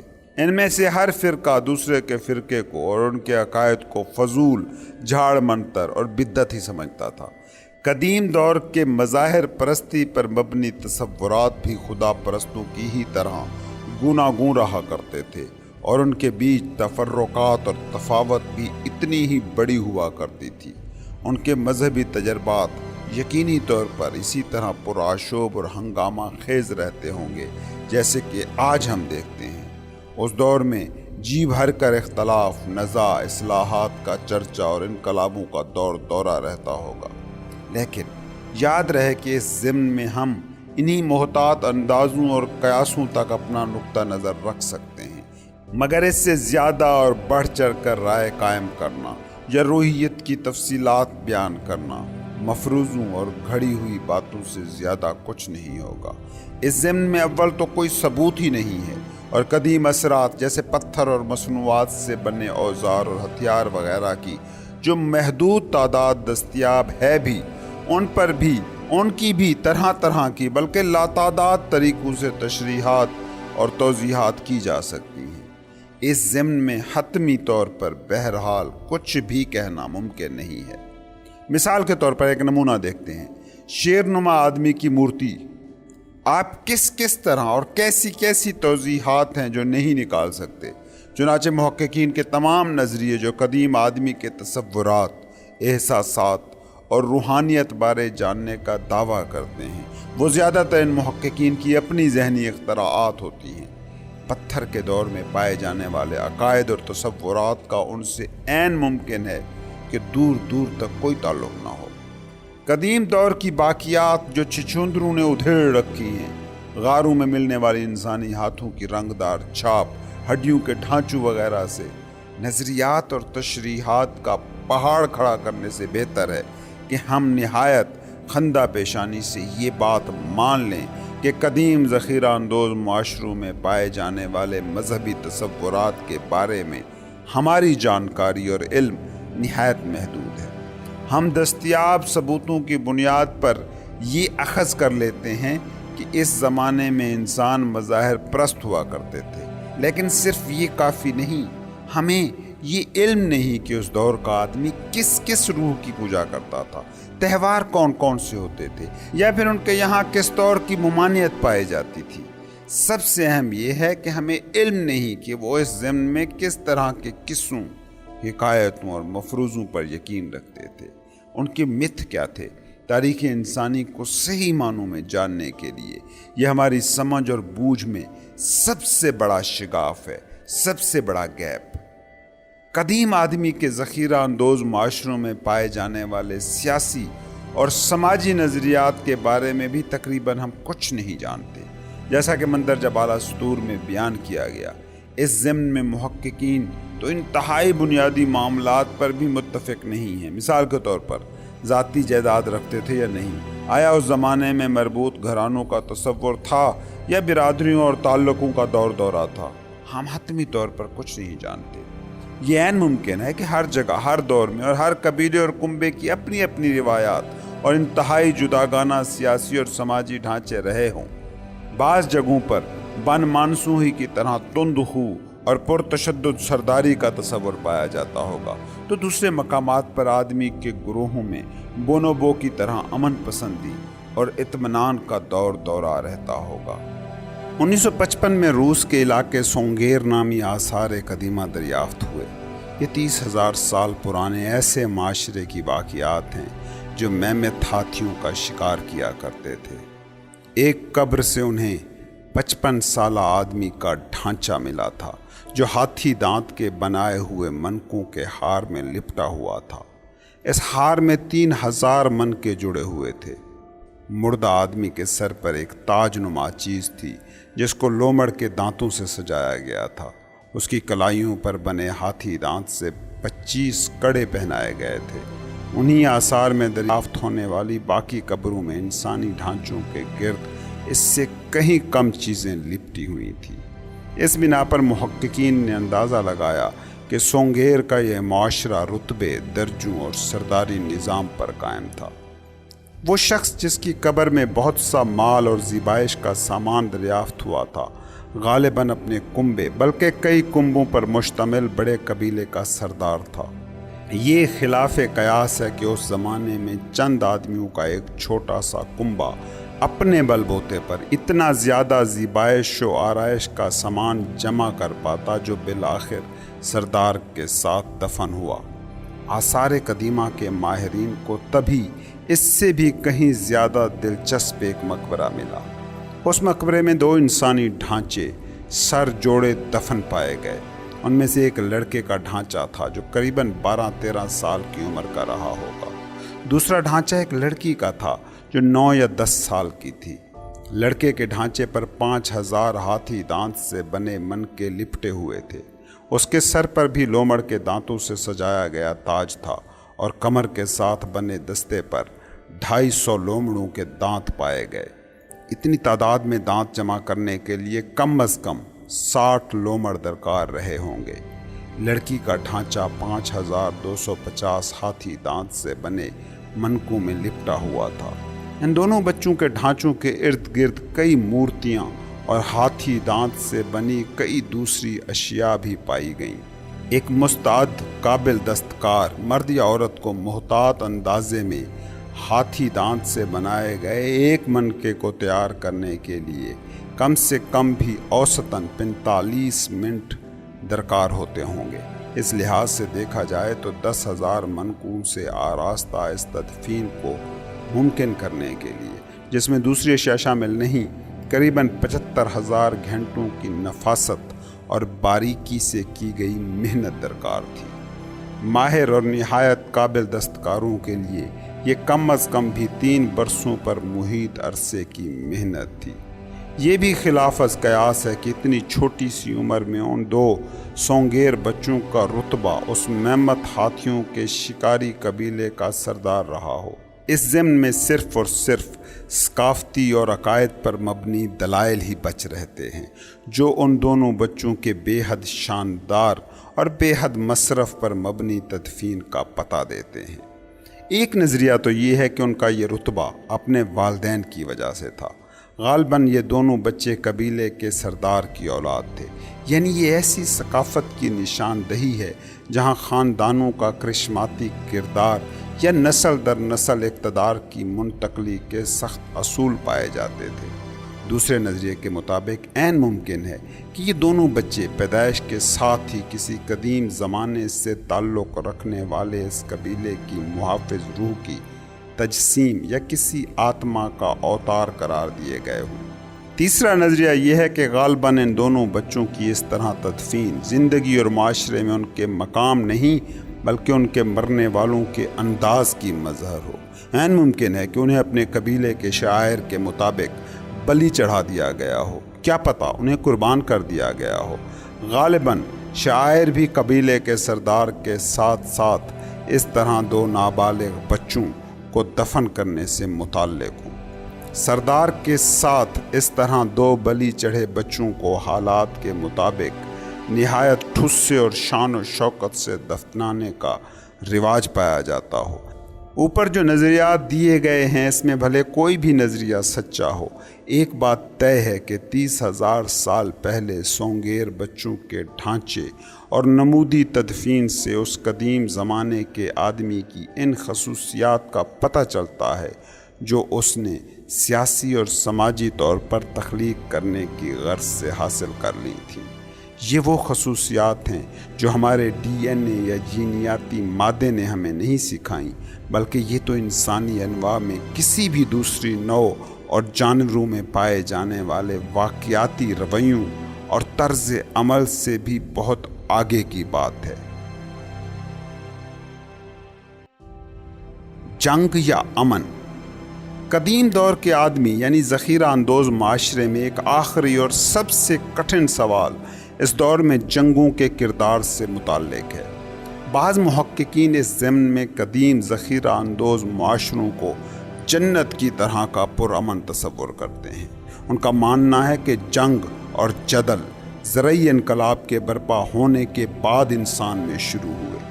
تشدد نے اس لیے جنم لیا کیونکہ لوگ ذاتی جائیدادیں اور مال و دولت جمع کرنے کے عادی ہو گئے۔ دوسرے محققین کا خیال البتہ ان سے الگ ہے۔ وہ کہتے ہیں کہ قدیم دور کے ذخیرہ اندوز معاشرے بے انتہا اور غیر معمولی طور پر سخت اور شفاق واقع ہوئے تھے۔ ان دونوں تصورات کے حامل دراصل ہوا میں قلعے بنا رہے ہیں۔ ان کی تحقیق کے پیچھے بھی ناکافی اور چند قدیمی آثار کے متعلق مشاہدات اور جدید دور میں بچ رہنے والے ذخیرہ اندوز آدمیوں کے قبیلوں سے متعلق تحقیق کے سوا کچھ بھی نہیں ہے۔ یہ درست ہے کہ دریافت ہونے والے قدیم دور کے آثار حیرت زدہ کر دینے والے ہیں، لیکن خاص سے مبہم اور دقت طلب ہیں۔ آج کے ذخیرہ اندوز معاشروں اور خانہ بدوش قبیلے زیادہ تر باقی دنیا سے کٹ کر دور دراز دشوار ترین علاقوں جیسے کلہاری صحرا یا قطب شمالی میں بسر رکھتے ہیں۔ یہ ایسے علاقے ہیں جہاں انسانی آبادیاں انتہائی کم ہیں۔ مراد یہ ہے کہ انہیں دوسرے لوگوں کے ساتھ لڑائی، جنگ و جدل کرنے کی کوئی ضرورت ہی پیش نہیں آتی۔ علاوہ ازیں یہ کہ حالیہ دہائیوں میں یہ خانہ بدوش اور ذخیرہ اندوز معاشرے جدید ریاستوں کے حکام کے لیے سیاسی طور پر بے انتہا اہمیت کا سامان بن گئے ہیں۔ اس کا نتیجہ یہ نکلا ہے کہ ان معاشروں کی حتی الامکان حفاظت کا بندوبست کیا جاتا ہے۔ ان کے علاقوں میں بڑے پیمانے پر تنازعات اور جھگڑوں کے پھوٹنے سے بچانے کی ہر ممکن کوشش کی جاتی ہے۔ یورپی محققین کو اس سارے عرصے اور حالات میں صرف 2 ہی طرح کے آزاد اور خود مختار ذخیرہ اندوز معاشروں میں بڑے پیمانوں اور بڑی آبادیوں کو جو قریب سے دیکھنے کا موقع ملا ہے، ان میں سے ایک 19ویں صدی میں شمالی امریکہ کے شمال مغربی حصے میں ریڈ انڈینز اور دوسرے 19ویں صدی اور 20ویں صدی کے درمیان شمالی آسٹریلیا میں بسنے والے براجین یا آسٹریلیائی آدمی باشندے ہیں۔ ان دونوں قدیم ذخیرہ اندوز معاشروں میں مسلح لڑائی اور تنازعات بکثرت پائے جاتے تھے۔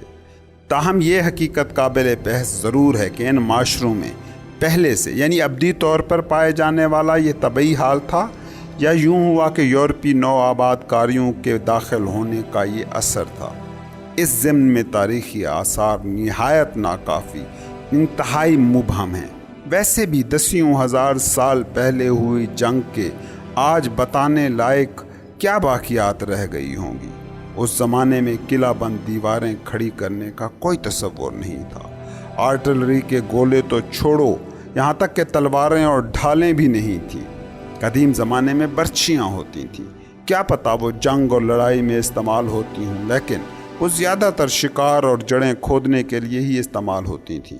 اس طرح انسانی ہڈیوں کی باقیات سے بھی کچھ خاص پتہ نہیں چلتا۔ ٹوٹی ہوئی ہڈیوں کی نشاندہی تو ہوتی ہے، لیکن فریکچر اور توڑ پھوڑ سے یہ تو پتہ نہیں چلتا کہ ایسا جنگ اور لڑائی میں ہوا تھا یا کوئی حادثہ پیش آ گیا تھا۔ اس طرح وہ جگہیں جہاں انسانی ہڈیوں کی باقیات میں فریکچر اور توڑ پھوڑ کے ثبوت نہیں ملے، اس کا حتمی مطلب یہ نہیں کہ اس شخص کا قبیلہ یا وہ خود زندگی بھر غیر متشدد معاشرے میں بسر کرتا رہا ہو اور اس کی موت کسی پرتشدد کارروائی کا نتیجہ نہیں تھی۔ اس کی موت تو پٹھوں اور ضروری اعضاء میں شدید زخم، بہت زیادہ خون بہہ جانے کی وجہ سے تو واقع ہو سکتی ہے اور ہڈیوں پر ایک خراش بھی نہ آئی ہو۔ اس ضمن میں سب سے اہم بات یاد رکھنے کی یہ ہے کہ زرعی اور صنعتی ادوار میں لڑی گئی شدید جنگوں کے نتیجے میں 90% سے زیادہ اموات جنگوں اور لڑائیوں میں لڑنے کی وجہ سے نہیں، بلکہ جنگ کے نتیجے میں پیدا ہونے والے حالات جیسے بھوک، افلاس، محتاجی، سرد موسم سے عدم بچاؤ اور بیماری کے سبب ہوتی رہی ہے۔ ذرا سوچیے، آج سے 30,000 قبل ایک قبیلے نے اپنے پڑوسی قبیلے کو لڑائی میں شکست دے کر، میدانوں اور جنگلوں پر قبضہ کر کے دوسروں کو علاقہ بدر کرنے پر مجبور کر دیا ہو۔ حتمی لڑائی میں شکست خوردہ قبیلے کے 2 لوگ بھی قتل کر دیے گئے ہوں۔ اس سے اگلے برس علاقہ بدر ہونے والے قبیلے میں موسم کی سختی، بھوک اور بیماری کے سبب کئی 100 لوگوں کی موت واقع ہو جاتی ہوگی۔ آثار قدیمہ کے ماہرین ان بھوک کے مارے ہوئے انسانی ہڈیوں کی باقیات دریافت کرتے ہیں تو نہایت آسانی سے طے کر سکتے ہیں کہ ان سینکڑوں لوگوں کی موت کا سبب ضرور کوئی نہ کوئی قدرتی آفت رہی ہوگی۔ اب کوئی یہ کیسے ثابت کر سکتا ہے کہ ان بیچاروں کی موت کا اصل سبب تو دراصل بے رحم جنگ اور لڑائی کا نتیجہ ہے؟ اب چونکہ ہم باقاعدہ طور پر محتاط ہو چکے ہیں تو بھلے قدیم دور کے آثار کو زیر بحث لا سکتے ہیں۔ پرتگال میں ایک جگہ پر کچھ باقیات دریافت ہوئیں۔ ان باقیات میں تقریباً 400 انسانی ہڈیوں کے ڈھانچے شامل تھے جو زرعی انقلاب کے دور سے کچھ عرصہ پہلے ہی سے تعلق رکھتے ہیں۔ ان 400 انسانی ہڈیوں کے ڈھانچوں میں سے صرف 2 ڈھانچے ایسے تھے جن پر صاف صاف تشدد کے نشان پائے گئے۔ اس طرح کی ایک دوسری تحقیق کے دوران اس دور سے تعلق رکھنے والے اسرائیلی علاقوں میں بھی لگ بھگ 400 ہی انسانی ڈھانچے ایک ہی جگہ پر دریافت ہوئے۔ ان 400 انسانی ڈھانچوں میں فقط ایک ہی کھوپڑی ایسی ملی جس پر تشدد کے نشان تھے۔ ان نشانات کو انسانی تشدد کے زمرے سے منسوب کیا جا سکتا ہے۔ ایک تیسری جگہ پر بھی تقریباً اتنی ہی تعداد میں ڈھانچے دریافت ہوئے۔ یہ یورپ کی ڈینیوب وادی ہے جہاں ملنے والے لگ بھگ 400 ڈھانچوں میں 18 کی باقیات سے پتہ چلتا ہے کہ وہ یقیناً پرتشدد کارروائی کے نتیجے میں جان سے ہاتھ دھو بیٹھے تھے۔ 400 ڈھانچوں میں صرف 18 سطحی طور پر بڑی تعداد نہیں لگتی، لیکن اصل میں یہ اچھی خاصی شرح کو ظاہر کرتی ہے۔ مراد یہ ہے کہ اندازاً قدیم زمانے کی ڈینیوب وادی میں 4.5% اموات کا سبب انسانی تشدد رہا تھا۔ آج کے جدید دور میں جب جنگ اور جرائم کی بہتات ہے، انسانی تشدد کے نتیجے میں ہونے والی اموات کی پوری دنیا میں جو شرح ہے وہ اوسطاً 1.5% ہے، 20ویں صدی میں انسانی تشدد کے نتیجے میں ہونے والی اموات کی شرح 5% تھی۔ یاد رہے 20ویں صدی میں تاریخ کی سب سے بڑی اور عظیم جنگیں برپا ہوئی تھیں اور تاریخ میں سب سے بڑے پیمانے پر نسل کشی کے واقعات دیکھے گئے تھے۔ اگر یہ انکشافی اشاریہ مقرر ہو تو اس لحاظ سے قدیم دور کی ڈینیوب وادی 20ویں صدی کی جدید دنیا سے زیادہ پرتشدد رہی تھی۔ ڈینیوب کی قدیم وادی کی یہ افسوسناک دریافت اس نوعیت کی واحد دریافت نہیں ہے۔ اس طرح کی افسردہ کرنے والی دریافتیں دوسرے علاقوں میں بھی ہوئی ہیں۔ سوڈان کے علاقے جبل صحابہ میں 12,000 سال پرانے قبرستان کے آثار ملے ہیں۔ اس قبرستان میں 59 انسانی ڈھانچے ملے ہیں۔ ان میں سے 24 ڈھانچوں کے ارد گرد برچھیوں، نیزوں اور تیروں کی باقیات بھی ملی ہیں۔ یہ برچھیاں، یہ تیر اور نیزے بعض ڈھانچوں میں پیوست تھے۔ اس لحاظ سے دیکھا جائے تو اس قبرستان میں تشدد کے نتیجے میں مر کر دفن ہونے والوں کی شرح 40% تک بنتی ہے۔ ایک عورت کے ڈھانچے پر تو 12 جگہوں پر ہڈیاں ٹوٹنے اور گہرے زخموں کے نشانات پائے گئے۔ جرمنی کے علاقے باوار یار میں غاروں کے ایک جال میں آثار قدیمہ کے ماہرین نے 38 ذخیرہ اندوز آدمیوں کی باقیات دریافت کی۔ ان میں زیادہ تر ڈھانچے عورتوں اور بچوں کے تھے۔ ان باقیات کے محل وقوع سے اندازہ ہوتا ہے کہ غالباً انہیں موت کے ان کنووں میں جیتے جی مرنے کے لیے چھوڑ دیا گیا تھا۔ یہی نہیں بلکہ ان میں سے آدھے ڈھانچوں، جن میں بچوں اور شیرخواروں کے ڈھانچے بھی شامل تھے، ان پر انسانی ہتھیاروں جیسے چاقوں اور سوٹیوں سے ضرر پہنچانے کے صاف صاف نشانات تھے۔ ان میں سے چند ڈھانچے جو بالغ اور جوان مردوں کے تھے، ان پر سب سے زیادہ اور بہیمانہ تشدد کے نشانات تھے۔ یہاں ملنے والی باقیات سے صاف اندازہ لگایا جا سکتا ہے کہ ایک پورے کے پورے ذخیرہ اندوز کنبے یا گروہ کو اس غار میں چن چن کر نہایت بے رحمی سے ہلاک کیا گیا تھا۔ قدیم زمانے کے ذخیرہ اندوز آدمی کی دنیا کی اصل اور واقعی شکل کس تصویر سے ظاہر ہوتی ہے؟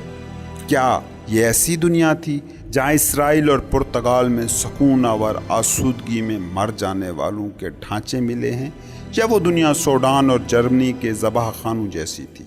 اس کا جواب ان دونوں میں سے ایک بھی نہیں ہے۔ جس طرح قدیم دور کے ذخیرہ اندوز اور شکاری آدمیوں کے یہاں عقائد، شاعر اور ثقافتوں اور سماج کی رنگا رنگی ہوا کرتی تھی، ویسے ہی تشدد کی شرح اور جنگوں کی موجودگی کا پتہ بھی طرح طرح اور قسم قسم کی شکلوں میں ملتا ہے۔ بعض علاقوں میں مختلف ادوار کے دوران اگر امن اور آسودگی کا دورہ تھا تو دوسری جگہوں پر شدید لڑائیاں اور تنازعات پنپتے رہتے تھے۔ خاموشی کی چادر۔ اگر قدیم دور کے آدمی کا بڑا حصہ ہم دوبارہ سے کھڑا کر کے واقعی دیکھنا ممکن کر سکیں تو پھر بھی بعض مخصوص حالات و واقعات ایسے ہیں جو واقعی اور ناقابل یقین معنوں میں ناقابل تردید بھی ہیں۔ جب خرد مند آدمیوں کے پہلے گروہ نے نیانڈرتھل آدمیوں کی آبائی وادی میں قدم رکھا ہوگا تو وہ کیسا منظر ہوگا؟ اس دن کے بعد اگلے سینکڑوں برسوں تک طرح طرح کے تاریخی واقعات رونما ہوتے رہے ہوں گے۔ بدقسمتی سے ان تاریخی حالات و واقعات کی نسبت سے آج ہمیں سرے سے کچھ مشاہدے کے لیے دستیاب ہی نہیں ہے۔ زیادہ سے زیادہ ہمیں مل جاتی ہیں چند ہڈیاں اور مٹھی بھر پتھر سے بنے اوزار، لیکن یہ ساری واقعات مل کر بھی کسی بھی طور پر محققین کے جستجو بھرے کڑے اور تشنہ سوالوں کا جواب نہیں بن سکتی۔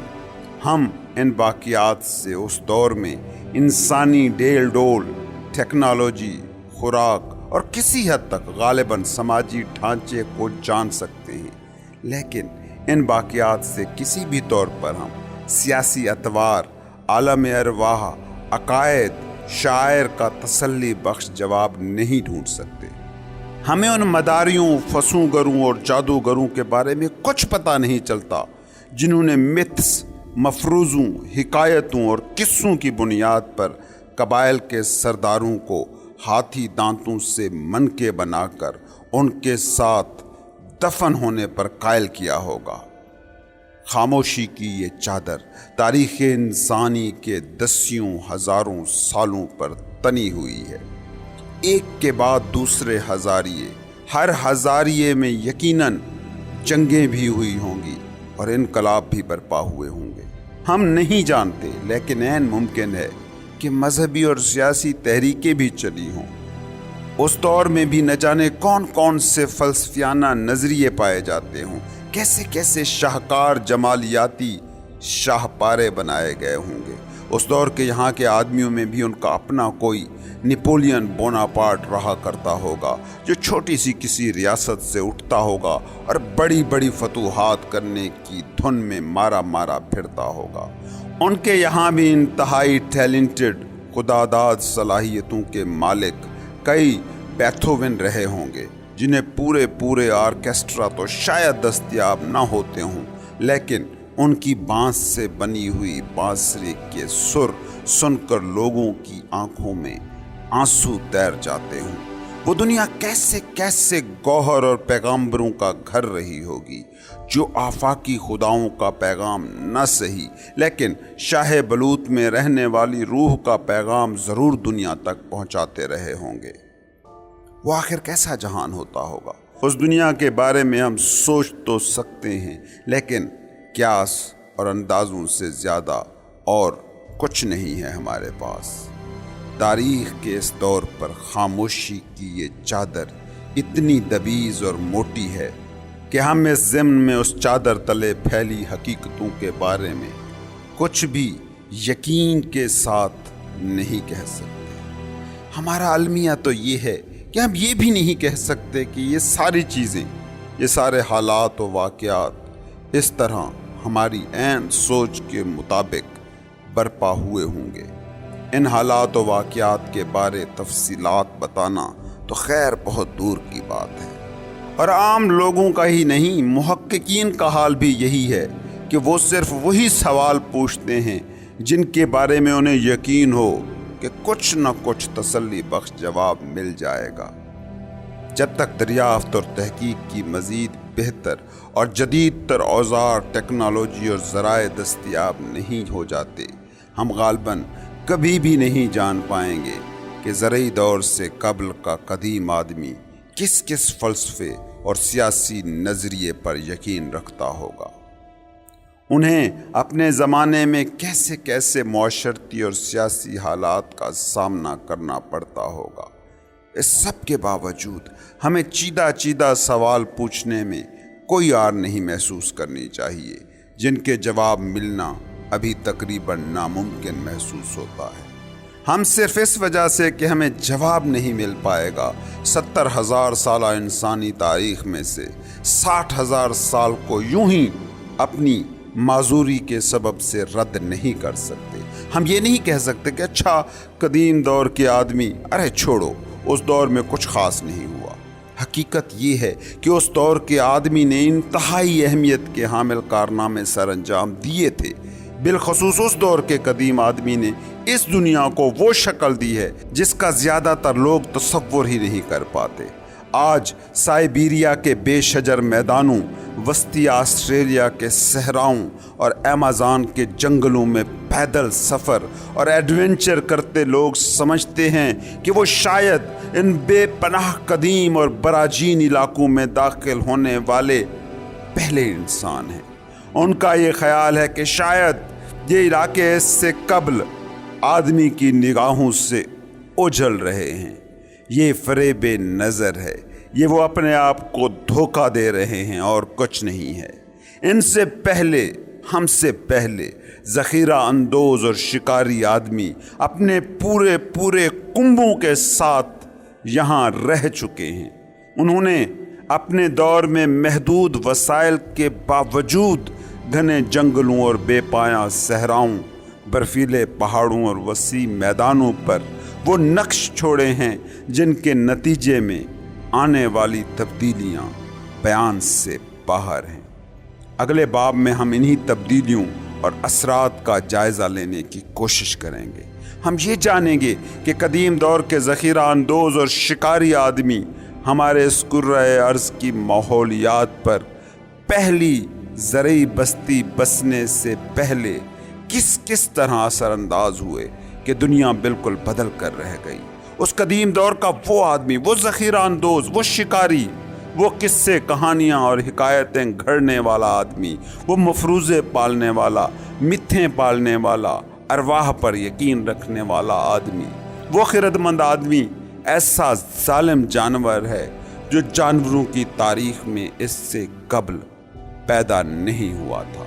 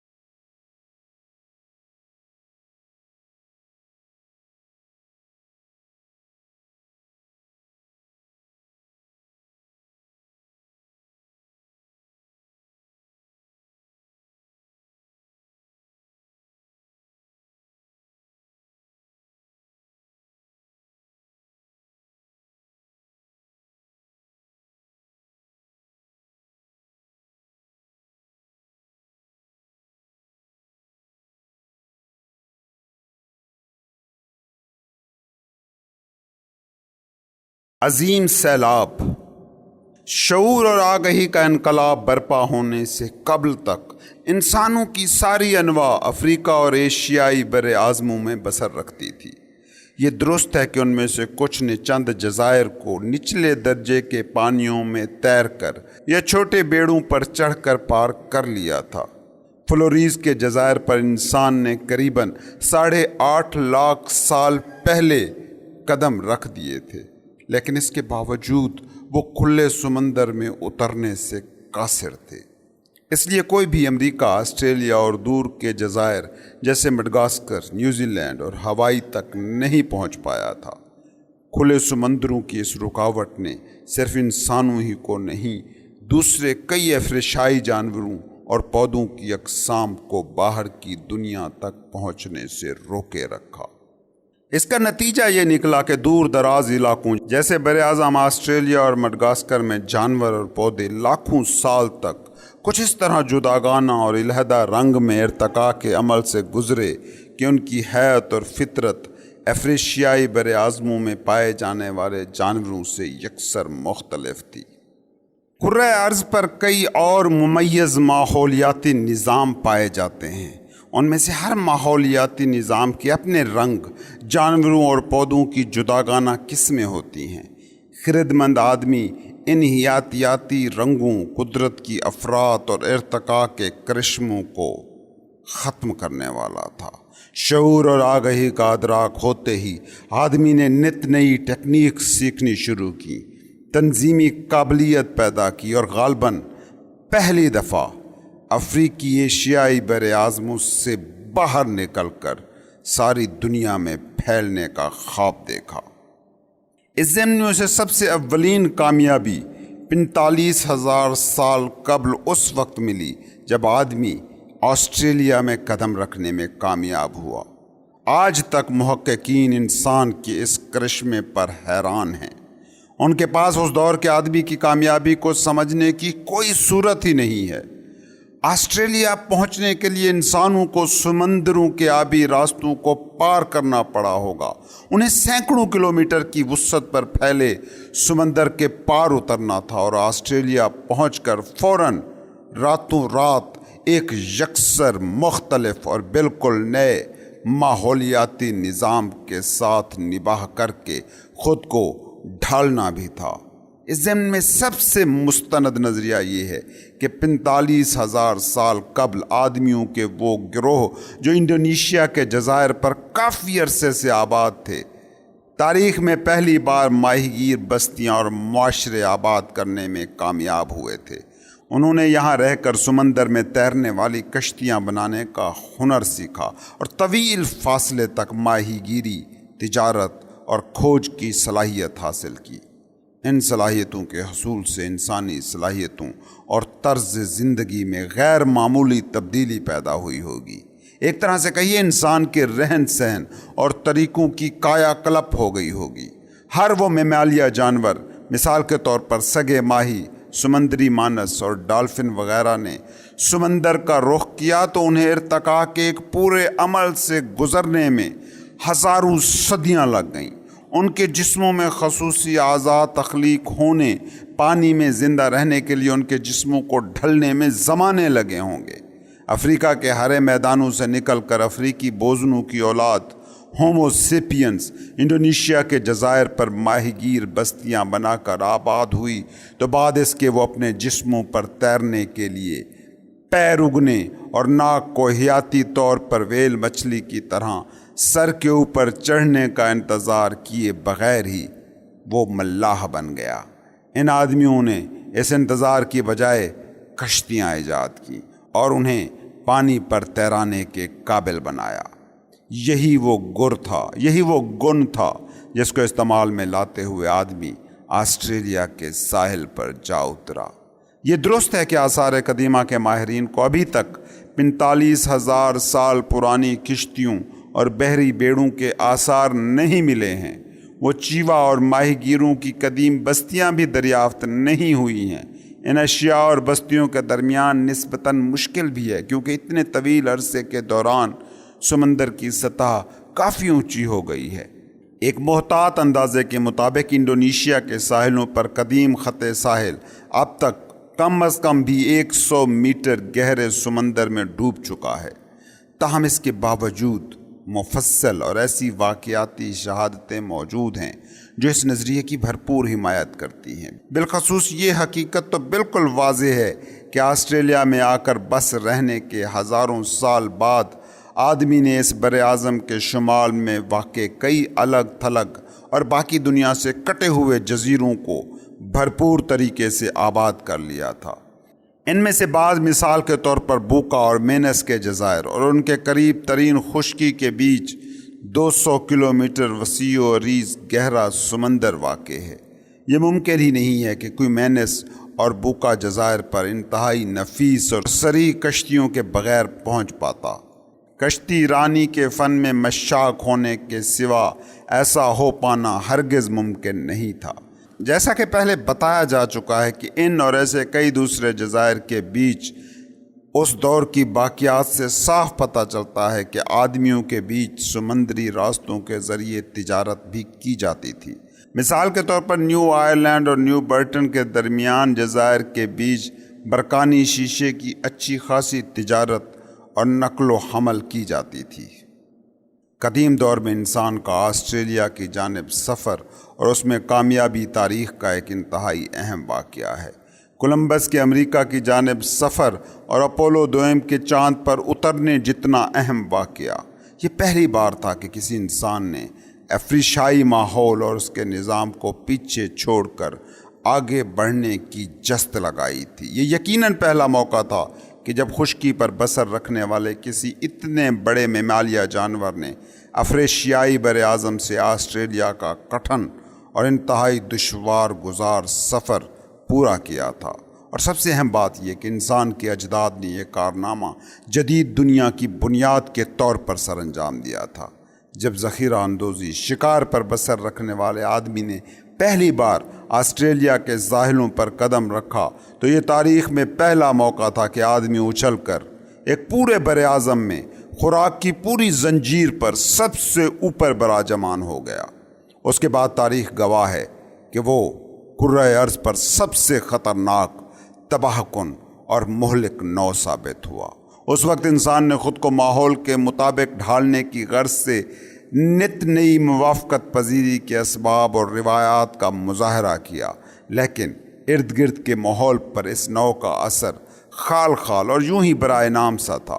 اب تک انسان نے نئی جگہوں، ماحول اور طبعی مسکنوں میں بے پناہ کامیابی سمیٹی تھی، لیکن وہ یہ سب ماحول اور مسکن میں تبدیلی اور بربادی کے بغیر کرتا آیا تھا۔ آسٹریلیا میں بسنے والے، بلکہ کہیے اس بر اعظم کے فاتحین نے یہاں پہنچ کر صرف ماحول کے ساتھ خود کو ڈھالنے کی کوشش نہیں کی، بلکہ آسٹریلیا کے ماحولیاتی نظام کو یوں تاخت و تاراج کیا کہ اس کی حیت ہی بدل گئی۔ اس وجہ سے چارہ خوراک جمع کر، کھود کر، شکار مار کے پالنے والے انسانوں کی اس نو یعنی اس دور کے آدمی کو ذخیرہ اندوز کہا جاتا ہے۔ آسٹریلیا کے ریتلے ساحلوں پر انسان نے پہلا قدم رکھا تو یقیناً اگلے ہی لمحے اس قدم کے نشانات سمندر کی لہروں میں بجھ گئے ہوں گے، لیکن جوں آدمی آگے بڑھا، آسٹریلیا کے اندرون تک پہنچا، اس نے اپنے قدموں کے ایسے نشان چھوڑے جو کسی بھی طرح بجھائے نہیں جا سکتے، محو نہیں کیے جا سکتے تھے۔ جیسے جیسے انسان نے آگے قدم بڑھائے، اس کا سامنا عجیب و غریب مخلوق سے ہوا۔ 200 کلو گرام وزنی، یہ 6.5 فٹ اونچے کینگرو، کیسے دار شیر جو آج کے چیتوں جتنے بڑے ہوتے تھے اور اس وقت بر اعظم آسٹریلیا کے سب سے بڑے شکاری تھے۔ کوالا اتنے بڑے تھے کہ ان کو دیکھ کر پیار کی بجائے خوف آتا تھا اور درختوں میں سرسراتے پھرتے تھے۔ شتر مرغوں کے سائز سے 2 گنا بڑے، اڑنے سے معذور پرندے میدانوں میں دوڑتے پھرتے تھے۔ چھپکلیاں ڈریگن کے سائز کی، سمور ریچھ جیسا جانور جو 2 ٹن تک وزنی ہوتا تھا، جنگلوں میں دندناتا پھرتا ہوگا۔ پرندوں اور مگرمچھوں جیسے خزندہ جانوروں کے سوا سبھی جانور کیسہ دار تھے، یعنی ان کے جسم پر تھیلیاں ہوا کرتی تھی، ایسی ہی تھیلیاں جو آج کل کنگرو میں ہوتی ہیں۔ یہ سارے ممالیہ جانور چھوٹے، لاچار اور شکم مادر میں بچے کی طرح بچوں کو پیدا کرتے اور پھر عرصے تک بطن کے ساتھ ان قدرتی کیسوں یا تھیلیوں میں رکھ کر انہیں دودھ پلایا کرتے تھے۔ کیسے دار ممالیہ جانور افریقہ اور ایشیا میں خال خال ہی ہوتے تھے، لیکن آسٹریلیا میں تو ان کی بہتات تھی، بلکہ انہی کی بادشاہی تھی۔ چند ہزار برسوں کے اندر ہی یہ سارے دیو ہیکل جانور آسٹریلیا سے ختم ہو گئے۔ اس زمانے میں آسٹریلیا میں پائے جانے والی ایسی 24 انواع کے جانور جن کا وزن 50 کلو گرام سے زیادہ ہوا کرتا تھا، ان میں سے 23 معدوم ہو گئیں۔ اس طرح چھوٹی انواع کی کثیر تعداد بھی ختم ہو گئی۔ آسٹریلیا کے ماحولیاتی نظام میں پائے جانے والی خوراک کی زنجیر مکمل طور پر برباد ہو گئی اور ایک نئے سرے سے خوراک کی زنجیر کو نئے حالات کے مطابق ڈھلنا پڑا۔ یہ لاکھوں سال کے عرصے میں آسٹریلیا کے ماحولیاتی نظام میں ڈھلنے کی سب سے اہم صورت تھی جو نظر آئی۔